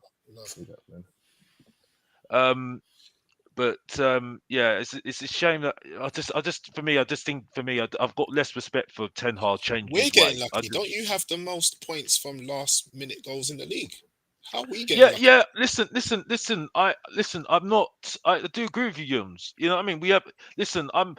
It's not going to be a situation where I don't want to get too much into Tottenham because I want to hear from you guys more. But the point is, because you just need to watch Mr. Box Office TV at my channel, because then you'll see what I say I on my will do. channel. I'll jump on. You know what I'll I jump mean? on. Because I'll just you'll see it there. You know what I mean? But the point I'm making is that for me, I just got more respect for Ange. I just got more respect for Ange because he stuck by his word, and I can't have a go at him because he's stuck by his word in June. You know what I mean? And for me, that for me is a good manager for me. You know what I mean? Even though I still need convincing about him. You know what I mean? Because I still think if he has a bad spill at Tottenham, what's going to I happen? just You think know what I mean? they've had to deal with different things. Like Ange hasn't had to deal with a Rashford like partying and doing gas canisters the night before. He's not had to Well, deal Rashford's with. washed up anyway. I've got He's to not be had to deal honest. with. He's not had to deal. Yeah, he's washed up now. He wasn't washed up last season when he Yeah, was well, hitting that's the problem 25 with goals. Rashford, though, Bob. It- Listen, Jones. Again, I don't want to listen. Listen. I absolutely love you, by the way. I think you're a great guy, and also I love Toon Tactics, by the way, because I've been watching, and I think you guys are really good, by the way. Right. So this is not having a go at you, and even Chinks as well. I'm sorry he had to go, but I love him. But the point I'm making is that I just think some of those players should have had their day. I've got to be honest, and I think yeah, they're just. but that is not Ten Hag's fault. So if we're analysing Ten Hag, we're dealing with the situation that he's been in, right? It's not Ten Hag's fault that Rashford is still at the club, because Ten Hag wanted to get rid of certain players, and the club said you're not getting rid of them. I'm sorry, but if this was Manchester City, Harry Maguire, if Pep wanted to get rid of Harry Maguire, Pep is not there tomorrow. Ten Hag said, I want to get rid of Harry Maguire. He's still there. He said, I want to get rid of Scott McTominay. He's still there. Do you get what I'm saying? Yeah, So fair enough. David makes a good point here, though. He says Ten Hag has had twice the time and spent a lot more. I don't think that matters though, because Man United was still Man United in terms of what Yoms is saying, the environment, the structure, plus the takeover, which took ages, and obviously had a limited budget over the last summer. there You is know a what? lot that's been going on that You- Ange has not had to deal with. You that know what? Ten Hag has. Ten Hag is like Indiana Jones in the jungle. He's had to climb over. He had to take his shoelace to go over the vines. He's fought a snake with his shoe, and he's just putting out fires. He's just doing what he can. Now you can either have a Ten Hag who's adapting to his environment and the players that he's in and trying to get the results that he can, or if Ange walks into that environment and says, I don't care if Sancho's not running, or if Rashford is doing canisters, we're doing frontline football no matter what. At the end of the day, what it comes down to is who gets the better results. Exactly. The thing is, And though, so- with the high line thing, and I think Man United want to do that high line. I think They do. We want and to, but we don't have the players. I think if Ange walked in, he's identifying a centre back that can play a high line. Whereas I think when Ten Hag walked in, I don't know if that was his priority. Yes, he did get Martinez in, but again, he's not a player that kind of like would work for a high line, if that makes sense. I'm not saying he can't do the high line, but I'm saying that's not his speciality. Andrew do it though. Andrew do it. You have to look at the Yeah. situation. You have to look at the situation that they're in. He came in. We had Luke Shaw on crazy injuries week in, week out. We needed a backup left back. He brought Tyrell Malacia in, right? He brought in Martinez. There's only so many players you can bring in one season. Some of these buys have not been great. He brought in Casemiro. He brought in Anthony. Who else did he bring in? He didn't trust your scouting network, did he? We don't have a scouting network. There isn't Wow. one. This is what I'm saying. We don't You need- have somebody you who's in need- charge of You, scouting. sounds like you need a director of football. Exactly. It sounds like we need a Dan Ashworth. So this is what I'm saying. In comparing Ange and Ten Hag, it's an impossible comparison because this guy is literally, like you said, in the jungle. Like he's doing it all himself. So I respect Ange, but I'm saying the circumstances that Ten Hag is in, that and especially this season, if he pips Spurs to 4th, again, I will. So take the better question for you is, if Manchester United were a better run club, like Brighton almost levels, Man City levels, would you prefer? And Ten Hag didn't have to adapt to that. He could either choose to play his Ajax way or adapt to, almost like adapt as what people are kind of asking Ange to do to certain playing styles. If you haven't got the right player here, can you change it around? Would you still say no? Ten Hag needs to stick to Ten Hag Ajax style. Do you know why it's difficult for me? Because our most successful period under Alex Ferguson. Alex Ferguson was not a manager who just played one way. He he swapped and changed depending on the way we played against Chelsea's Jose Mourinho's Chelsea, for example. The way we played against Arsenal was very different to the way we would go and play against a Brighton in them days, right, or a Villa in them days. Do you get what I'm saying? So I'm not used to a manager who sticks to one way of playing. I think you have to be levels above the rest to be able to do that and execute it and get results on a consistent basis. Ange is doing it, and like I said, at the end of the season we'll judge.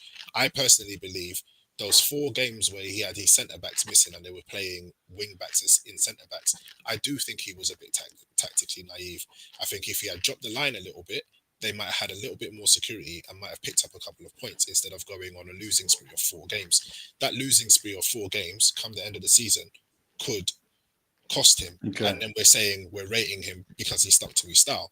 I'm sorry, but if that's the case at the end of the season and those 4 games have cost you, you're stupid for sticking to your style. You're only good for sticking to your style if it works. Do you get what I'm saying?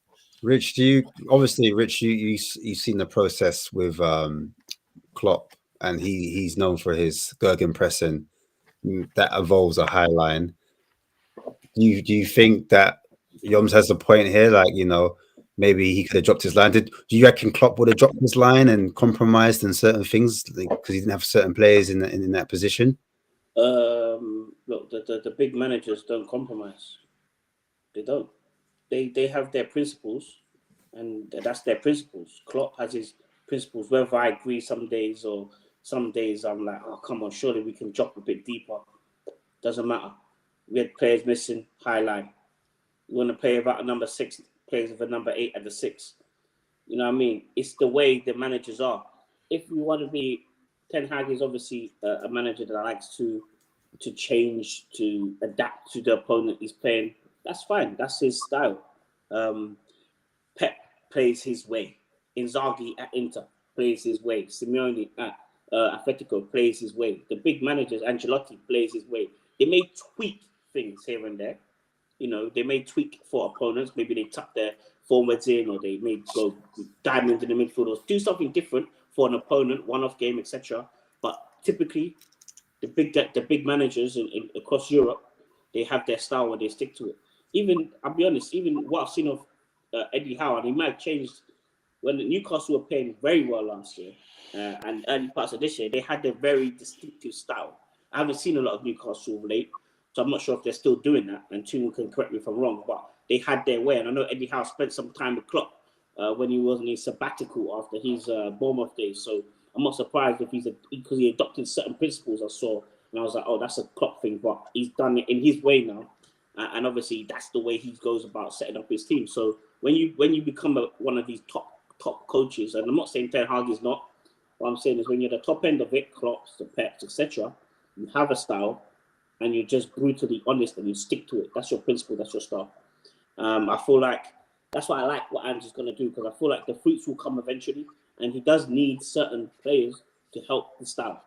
When you have the high line, naturally you have to have certain type of centre backs, certain type of keeper, certain type of DM, certain type of fullbacks, etc. So all of that has to come together. Obviously, the first year it might look a bit wild, but then as you go into the year 2 of the tactic, he may adapt it a little bit. He maybe drop off 5 yards, and he's got the defenders. So even though it's a high line, it may be not as high, and maybe he's engaging the defensive reactions a lot higher up the pitch instead.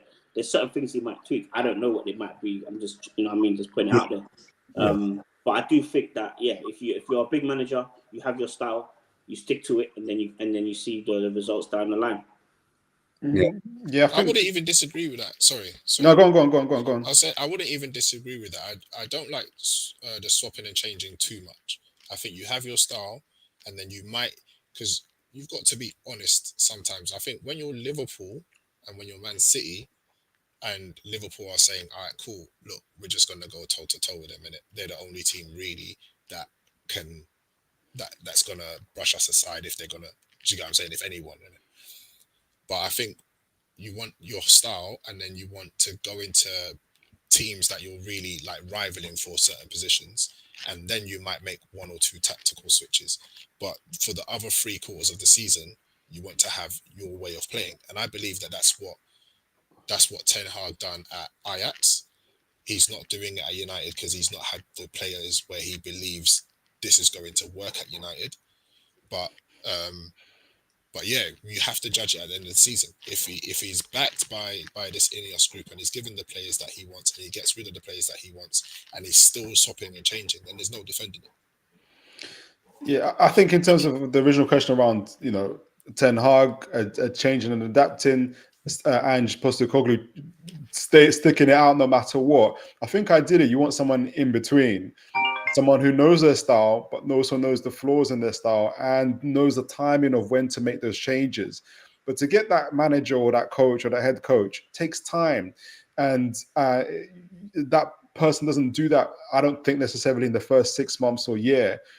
I think why, for instance, Alex Ferguson is the greatest manager of the Premier League is we spoke about Klopp and not compromising. He didn't compromise last year, and he ended up getting clipped out of the Champions League, not getting to the Champions League. When everybody can see that, you need to change your midfield, and he did that a year later, and but at the time he was still playing his style. He didn't see, like I said, I thought, I said it to because my neighbor's a Liverpool fan. When you guys won the Champions League, I said, you know what, you might want to consider selling Salah and those guys. And that would have been seen as insane. But someone like Ferguson would have done just that. We know that because he did that.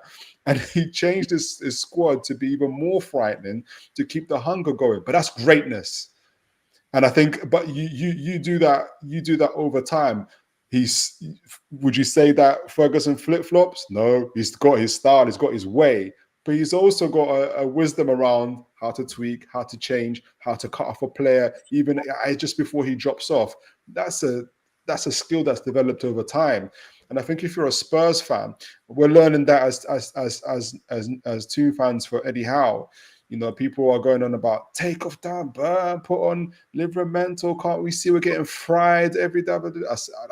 I made up my mind about Eddie Howe in our second game of the season of his first year when he played Man City, and everyone said we're going to play 5-3-2 and we're going to beg for mercy. What did he do? He did 4-3-3 and he went toe to toe with them. Now we managed to get, was it 2-2 or 3-3? But then I said to myself, I said, this guy is going to do him. He's going to do him. So strap your seatbelts in. I think Postecoglou is going to do him, and he's going to figure out for himself what this league is about, what his flaws are, and where things are at. And then come the second season, hopefully in the transfer window, you'll be able to see what kind of players he can, and he'll have to learn for himself what kind of adjustments he makes and the timing of those adjustments. So if I was a Spurs fan, I would just strap my seatbelt in. I wouldn't do this tactically naive business. He's been in the job 30, 40 years. He's won competitions in places that he's been. Yes, Scotland, yes, Japan, but he still won. Some people couldn't do that. So if I was a Spurs fan, I did it for Eddie Howe. Strap your seatbelts in, see it for what it is and enjoy it for what it is. You might get Champions League, you might not. He's going to play his style. He's going to learn, and hopefully he'll learn for the second year coming. I just got a quick pivot from this question. Oh, go on. Quick one. I've got a bounce here, but thanks a lot, guys. Much appreciated, man. Don't go, Yoms, man. After everyone. Later. In a piece. I'm gonna ask it anyway. Big up Yoms as well. Regular on the show. Would you lot sell Greenwood or keep Italy? That was my next question.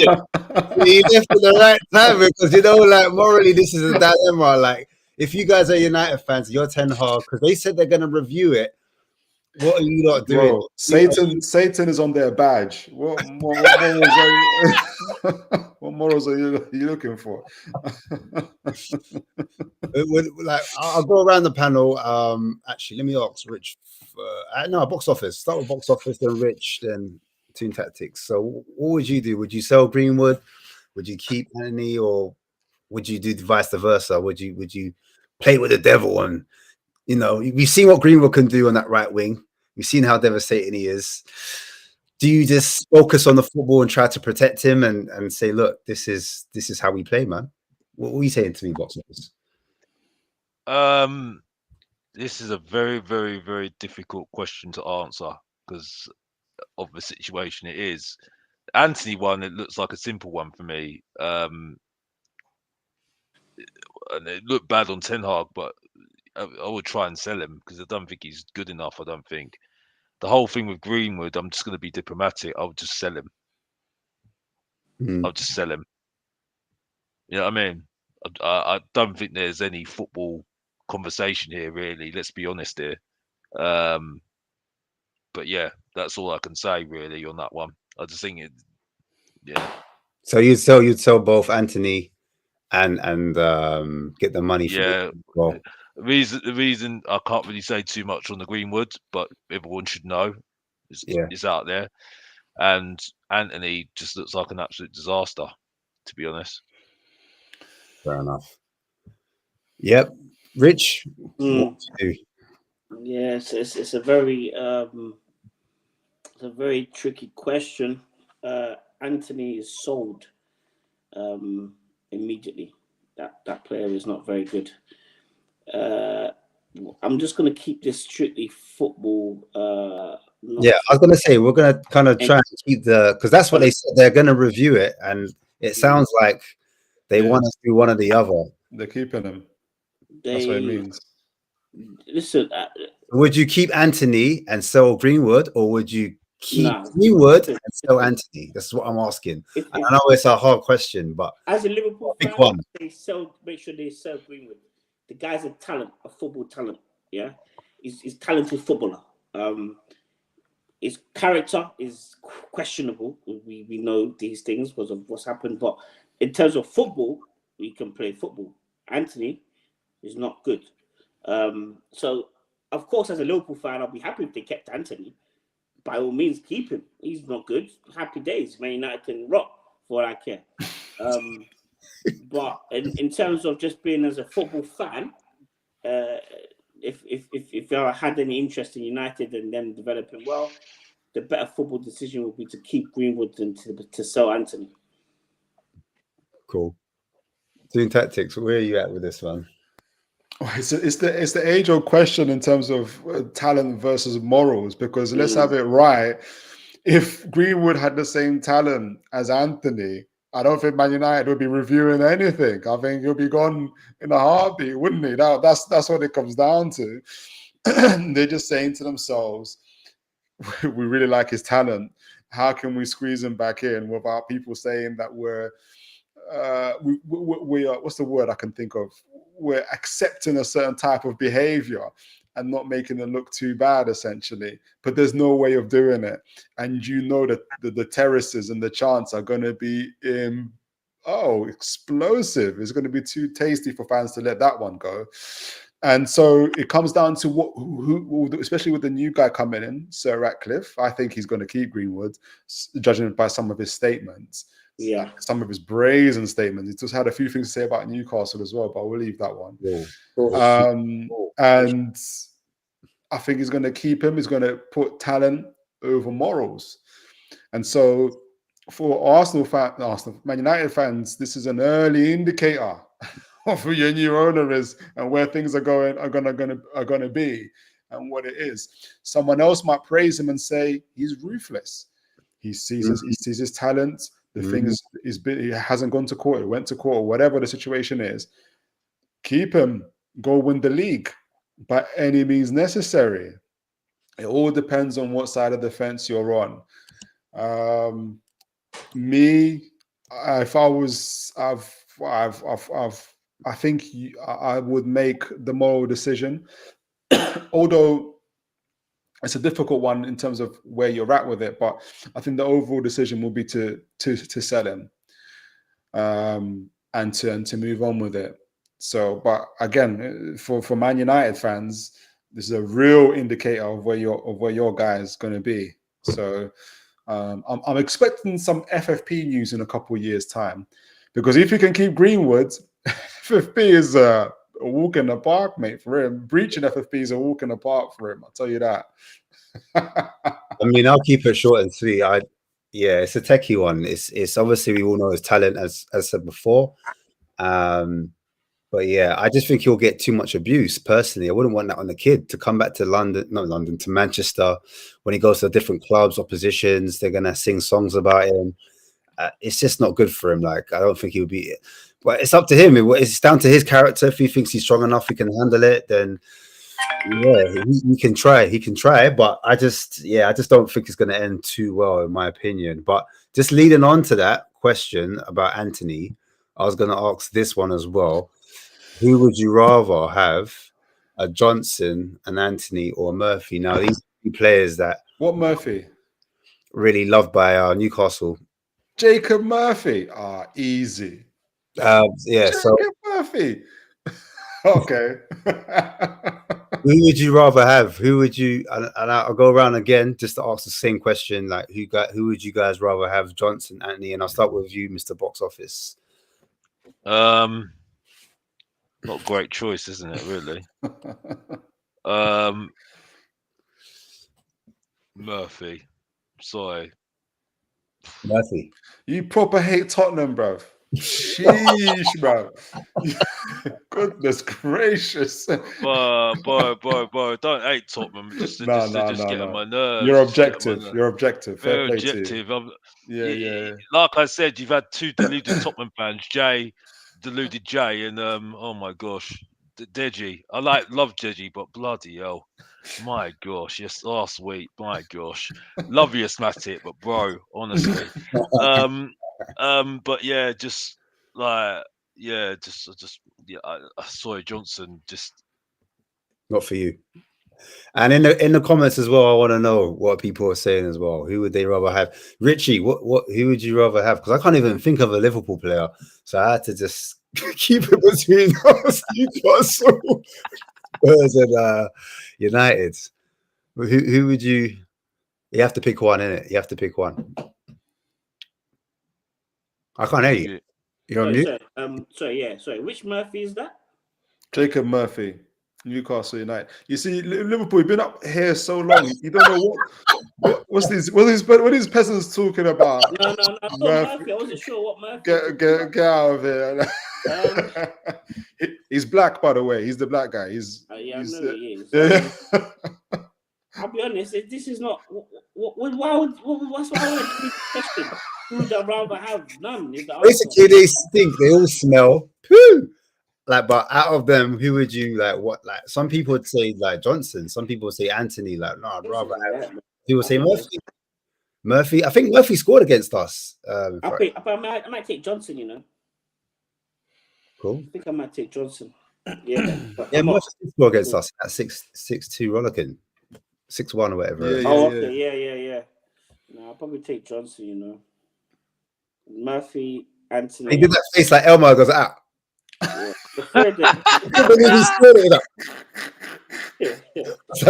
Elmo. It was better than Isak's face. He was like, "Oh, what?" All right, so you're saying Johnson. All right, cool. Yeah. Toon, who would you rather have? Yeah, they're all at different stages of their career as well. I think obviously Johnson's now took a step up to Spurs, and I think he's probably feeling a bit jittery. I think there is a raw potential there, but it is potential, and people have to be patient with him. Whereas with Anthony, we've seen his potential, and is not going to, maybe Eredivisie, but the Premier League is not his thing, mate. Murphy, certified Premier League player, Eddie Howe player. He loves him. We love him when he's on song. Yes, he's not Mohamed Salah or anybody else like that, but he works hard, got good ethic, got a decent right foot on him as well. Can score a goal, can make an assist. He's probably the better out the lot. Yo, can you hear me? Yep. All right. Yeah. I come back. Yeah, me personally, I agree. I'd probably rather have Johnson because he is the younger out of the two, and obviously they've seen something in him, the scouting team. Yes, he hasn't scored as many goals because I feel like he's a wing forward, not really a winger. So I think a lot of people expecting him to, cross the ball into the box, assist a lot of goals. He's not really taking his man on, but I think the type of player he is out wide, or even when he used to play at Forest, he used to play up front, in fact, and that's when he was getting most of his goals. He's a young kid. He needs confidence. He needs an arm around him, and we'll see what happens next season. I don't think this season he'll pull up penny trees at all. He's let us down numerous amount of times, but yeah, Anthony, for me, he's just like one trick ponies. I don't know. Like, he's just not good for this league, in my opinion. Murphy's Murphy, man. He shouldn't even be in a conversation, but true, you're here, bro. I thought I'd bring in a Newcastle player. I didn't want to be bad. But last question I'm going to bring in, and it's going to be this one. If Arsenal bought again, it'd be 3 seasons in a row, and this is what's going around. Is it a sackable offence for Arteta? Equally, I'll add this on, and for Klopp, if Arteta was to win the Premier League before Klopp did his last season, would that ruin his legacy? Because obviously Klopp's got the one win. And I'll start with you, Mr. Box Office, once again. Let's get it. This would be a great question if the Arsenal fan was here, Stefan. But yeah, I don't know. Just at the moment, I would say, well, no, actually, no. Yeah, he would be in trouble. He would be in trouble. Yeah, he'd be. I mean, for me, he'd be really under pressure next season, because how many years has this guy had so far, Ash? You know what I mean? He's only won one FA Cup. 1.5 years, yeah. Yeah, and then he's been given a lot of time, a lot of backing. For me, I think he needs to win something this season. Sorry, and he hasn't done that. Well, he could not do that this season. So, I don't think they're going to win the Champions League. So now it's only the league. So for me, just getting top 4, I think he's in trouble, because it's not even just that. I think players are going to look at it and think, well, we haven't won it this season, and this is a great chance. You know what I mean? Great opportunity. No one knows what's going to happen next season. They got to, bring it up a notch a little bit. You know what I mean?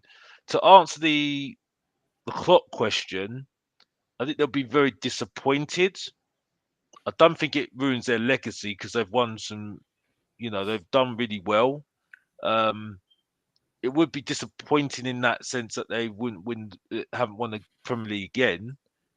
They've only won it the once, but I don't think it ruins his legacy. No, especially with Liverpool fans. I think Liverpool fans still love him, isn't it? They'll always love him because of what he's done, previously. You know what I mean? So I don't think it ruins his legacy with the Liverpool fans. I don't think it would do, no.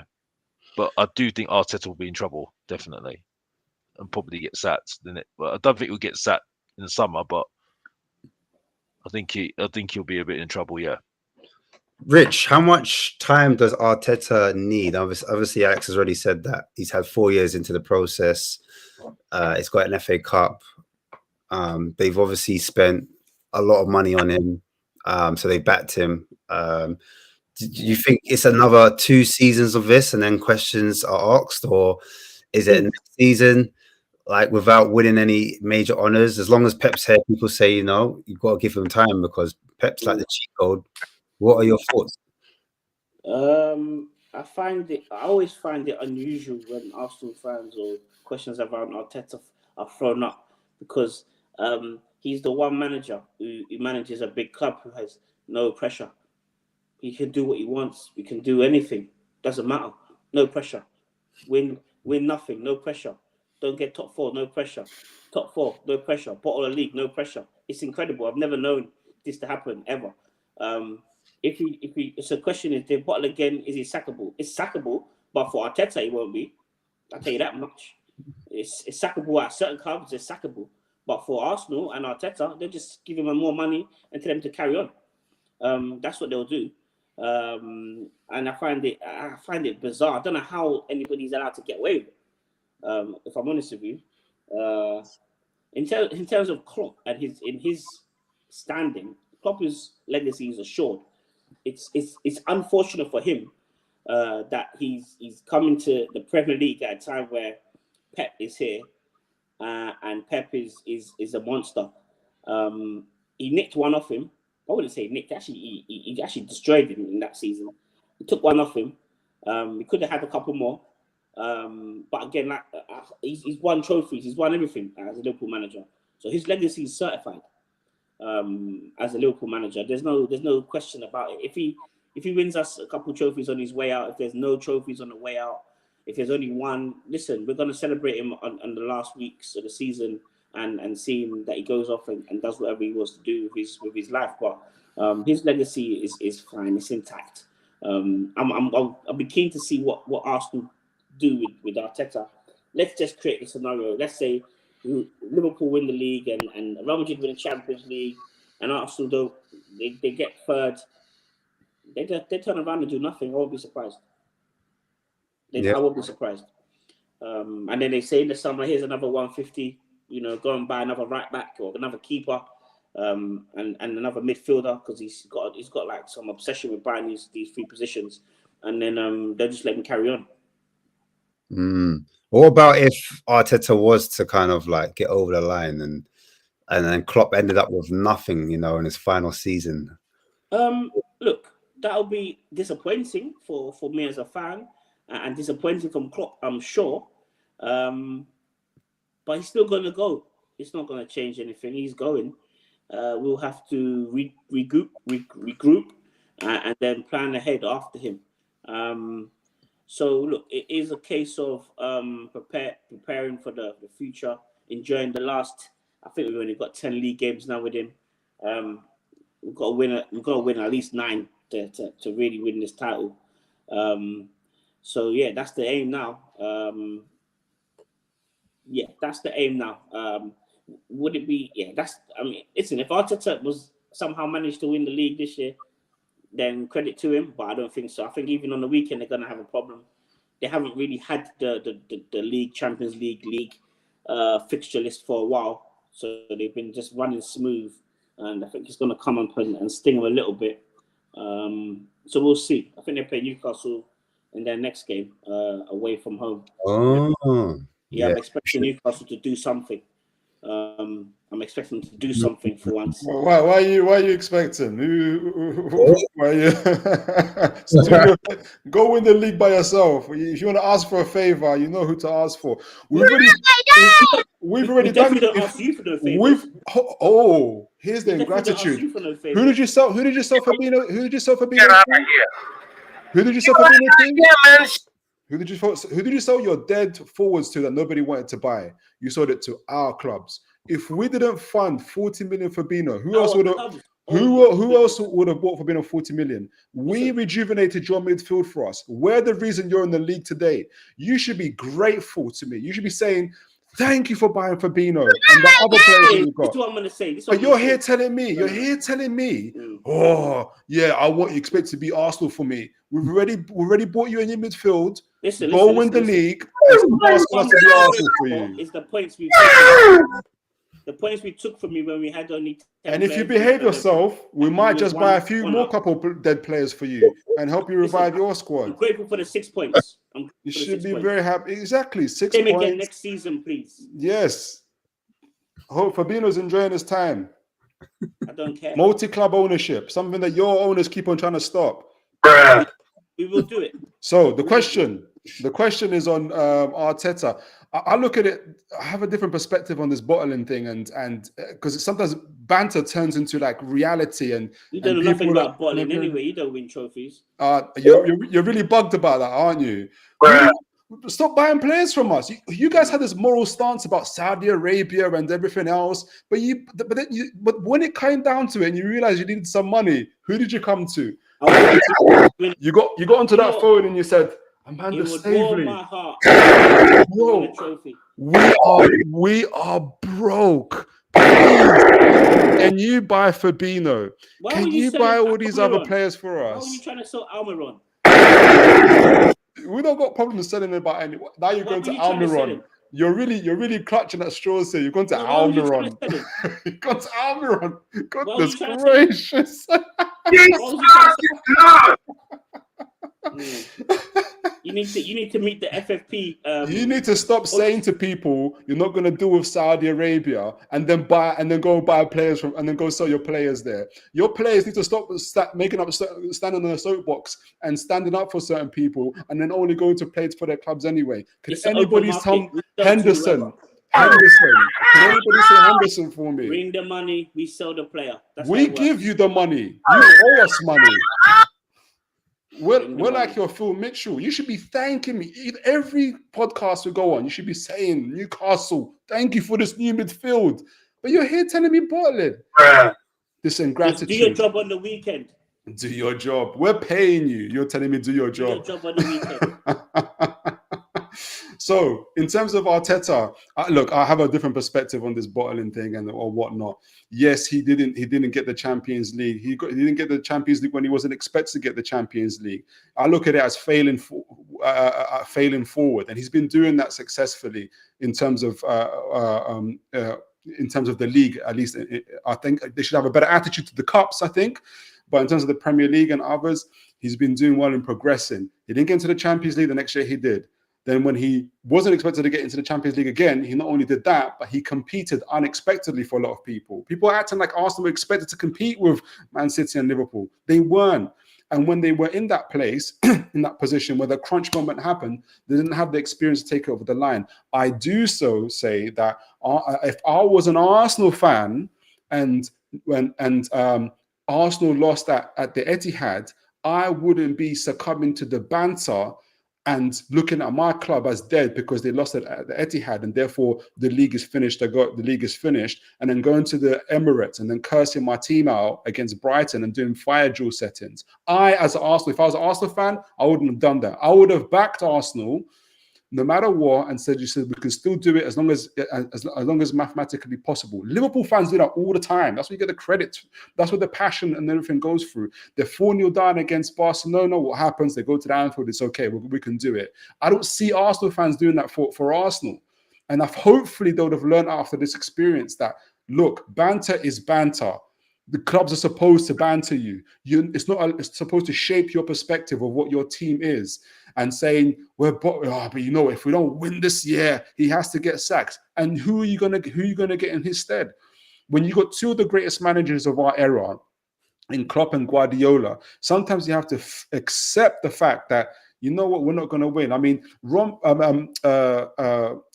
Richie said it himself.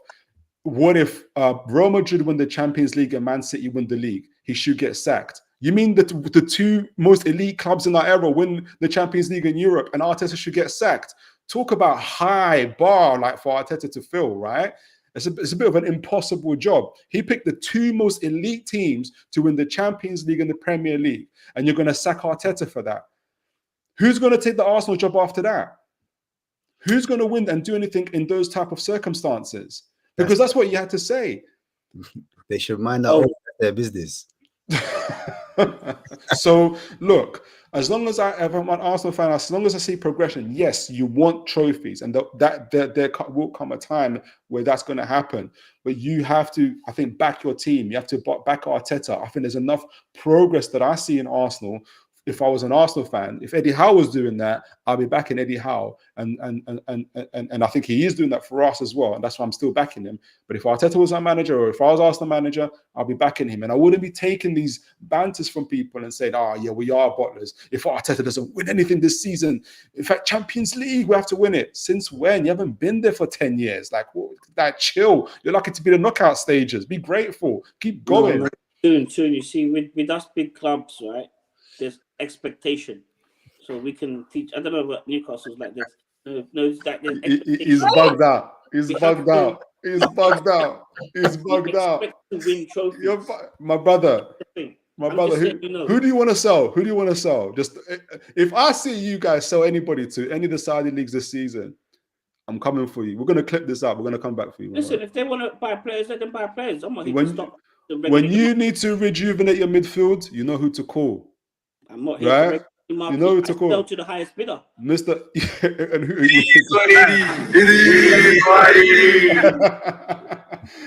And you compromise your morals, all that as well, yeah. It's a business. Wasn't it Jamie Carragher that was saying that Saudi league needs to get investigated? And then Henderson went over there, and Steven Gerrard went over there, and there's Fabinho over there, and then he went. They're not the only players that went there. Ronaldo's gone there.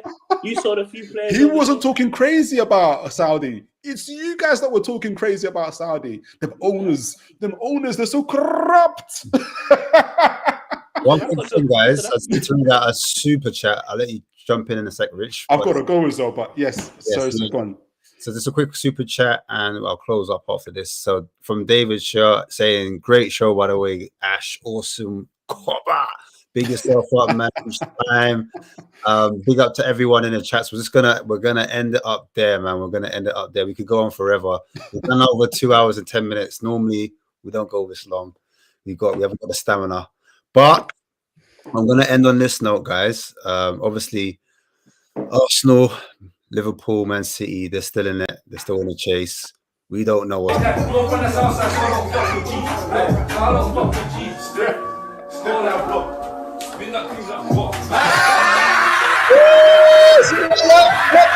Hey, listen, guys, big yourself up, man. Man City is still in it. They're still favourites. Arsenal got a long way to go. No disrespect to Liverpool, but you know who you have to beat before you get there, man. Big yourselves up. Just before we go, Toon Tactics, where can we find you?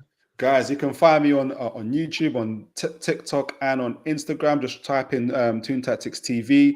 From the 26th of February, I'm going to be having a midweek video release and a pre-game release as well. So I'm going to be releasing 2 videos going forward for Newcastle United stuff. So please do come like, share, and subscribe. It'd be great to have you guys on. And yeah, for more action, do send in your comments. I'm sure Richie will. I'm gonna come find you. I'm gonna hunt you down. Yeah, man. Big yourself up. Definitely make sure you add a sub to Toon Tactics TV, guys. I'm gonna make sure I do that as well. I'm gonna move over to Box Office. I know you want to plug your channel real quick. What have you got coming up? Well, I'll just keep it short and sweet because people should know me already. You know what I mean? You should know that the main event, the Professor of Truth and Entertainment, the ratings killer, Ash's guilty pleasure, and Tottenham's nightmare, and that's it. And if you don't know, get to know. You know what I mean? You know, because the main event always talks the truth, and that's it about Tottenham Hotspur. Even though people think I'm talking absolute rubbish most of the time, but mostly I'm always right, and that's it. You know what I mean? Like I said about this season, and that's it. It's been a pleasure being on the stream. I've been watching the rival show. People need to like and subscribe to Spurs Kings for asthmatic, even though they call him problematic, but then he's asthmatic because he's my boy, and that's it every single time, and that's it. Has the smooth swerve, and that's it, and Marlon, who's on it big time. with the 100%. questions and everything else, and that's it. The brilliant trio, and that's it. So I want people to subscribe to Spurs Kings. I like, you know what, Toon Tactics. Even though you play too much FIFA, I do like you, bruv. I Thank do you, sir. like you, bruv. You know what I mean? I really like you, bruv. And it's been a pleasure being with you, Richie. You too, sir. I Thank you. love you, and Chinks is funny. I love him. Absolutely love him. Absolutely love him. I've been watching him. He's absolutely fantastic. And yeah, just brilliant, brilliant characters. I love the Liverpool fans. That other Liverpool fan as well. He was really good as well. What his name as well. And the Chelsea fan has really impressed me as well. Got good personalities here as well. Now, just like and subscribe to this channel, please, everybody. And that's it. Back to you, Asthmatic. I'm done. If you don't know, get to know. Yes, yes. And also, Richie, man, obviously, where can people find you if they want to get hold of you? Richie Amps, you just tap that in on the socials, I'll pop up. I'm local. I'm easy to find as always. Cool, man. Thanks for jumping on as well, guys. Let's big yourselves up. Big up yourselves as well in the chats, man, for making the show what it is today. People at home as well, if you're watching on the TV screens, big yourself up as well. Silent watchers, love every time. Make sure you like, share, and subscribe. And we will be back for next week for another edition of Rivals. If you can't be good, at least be safe, guys. So take care. God bless. And come on.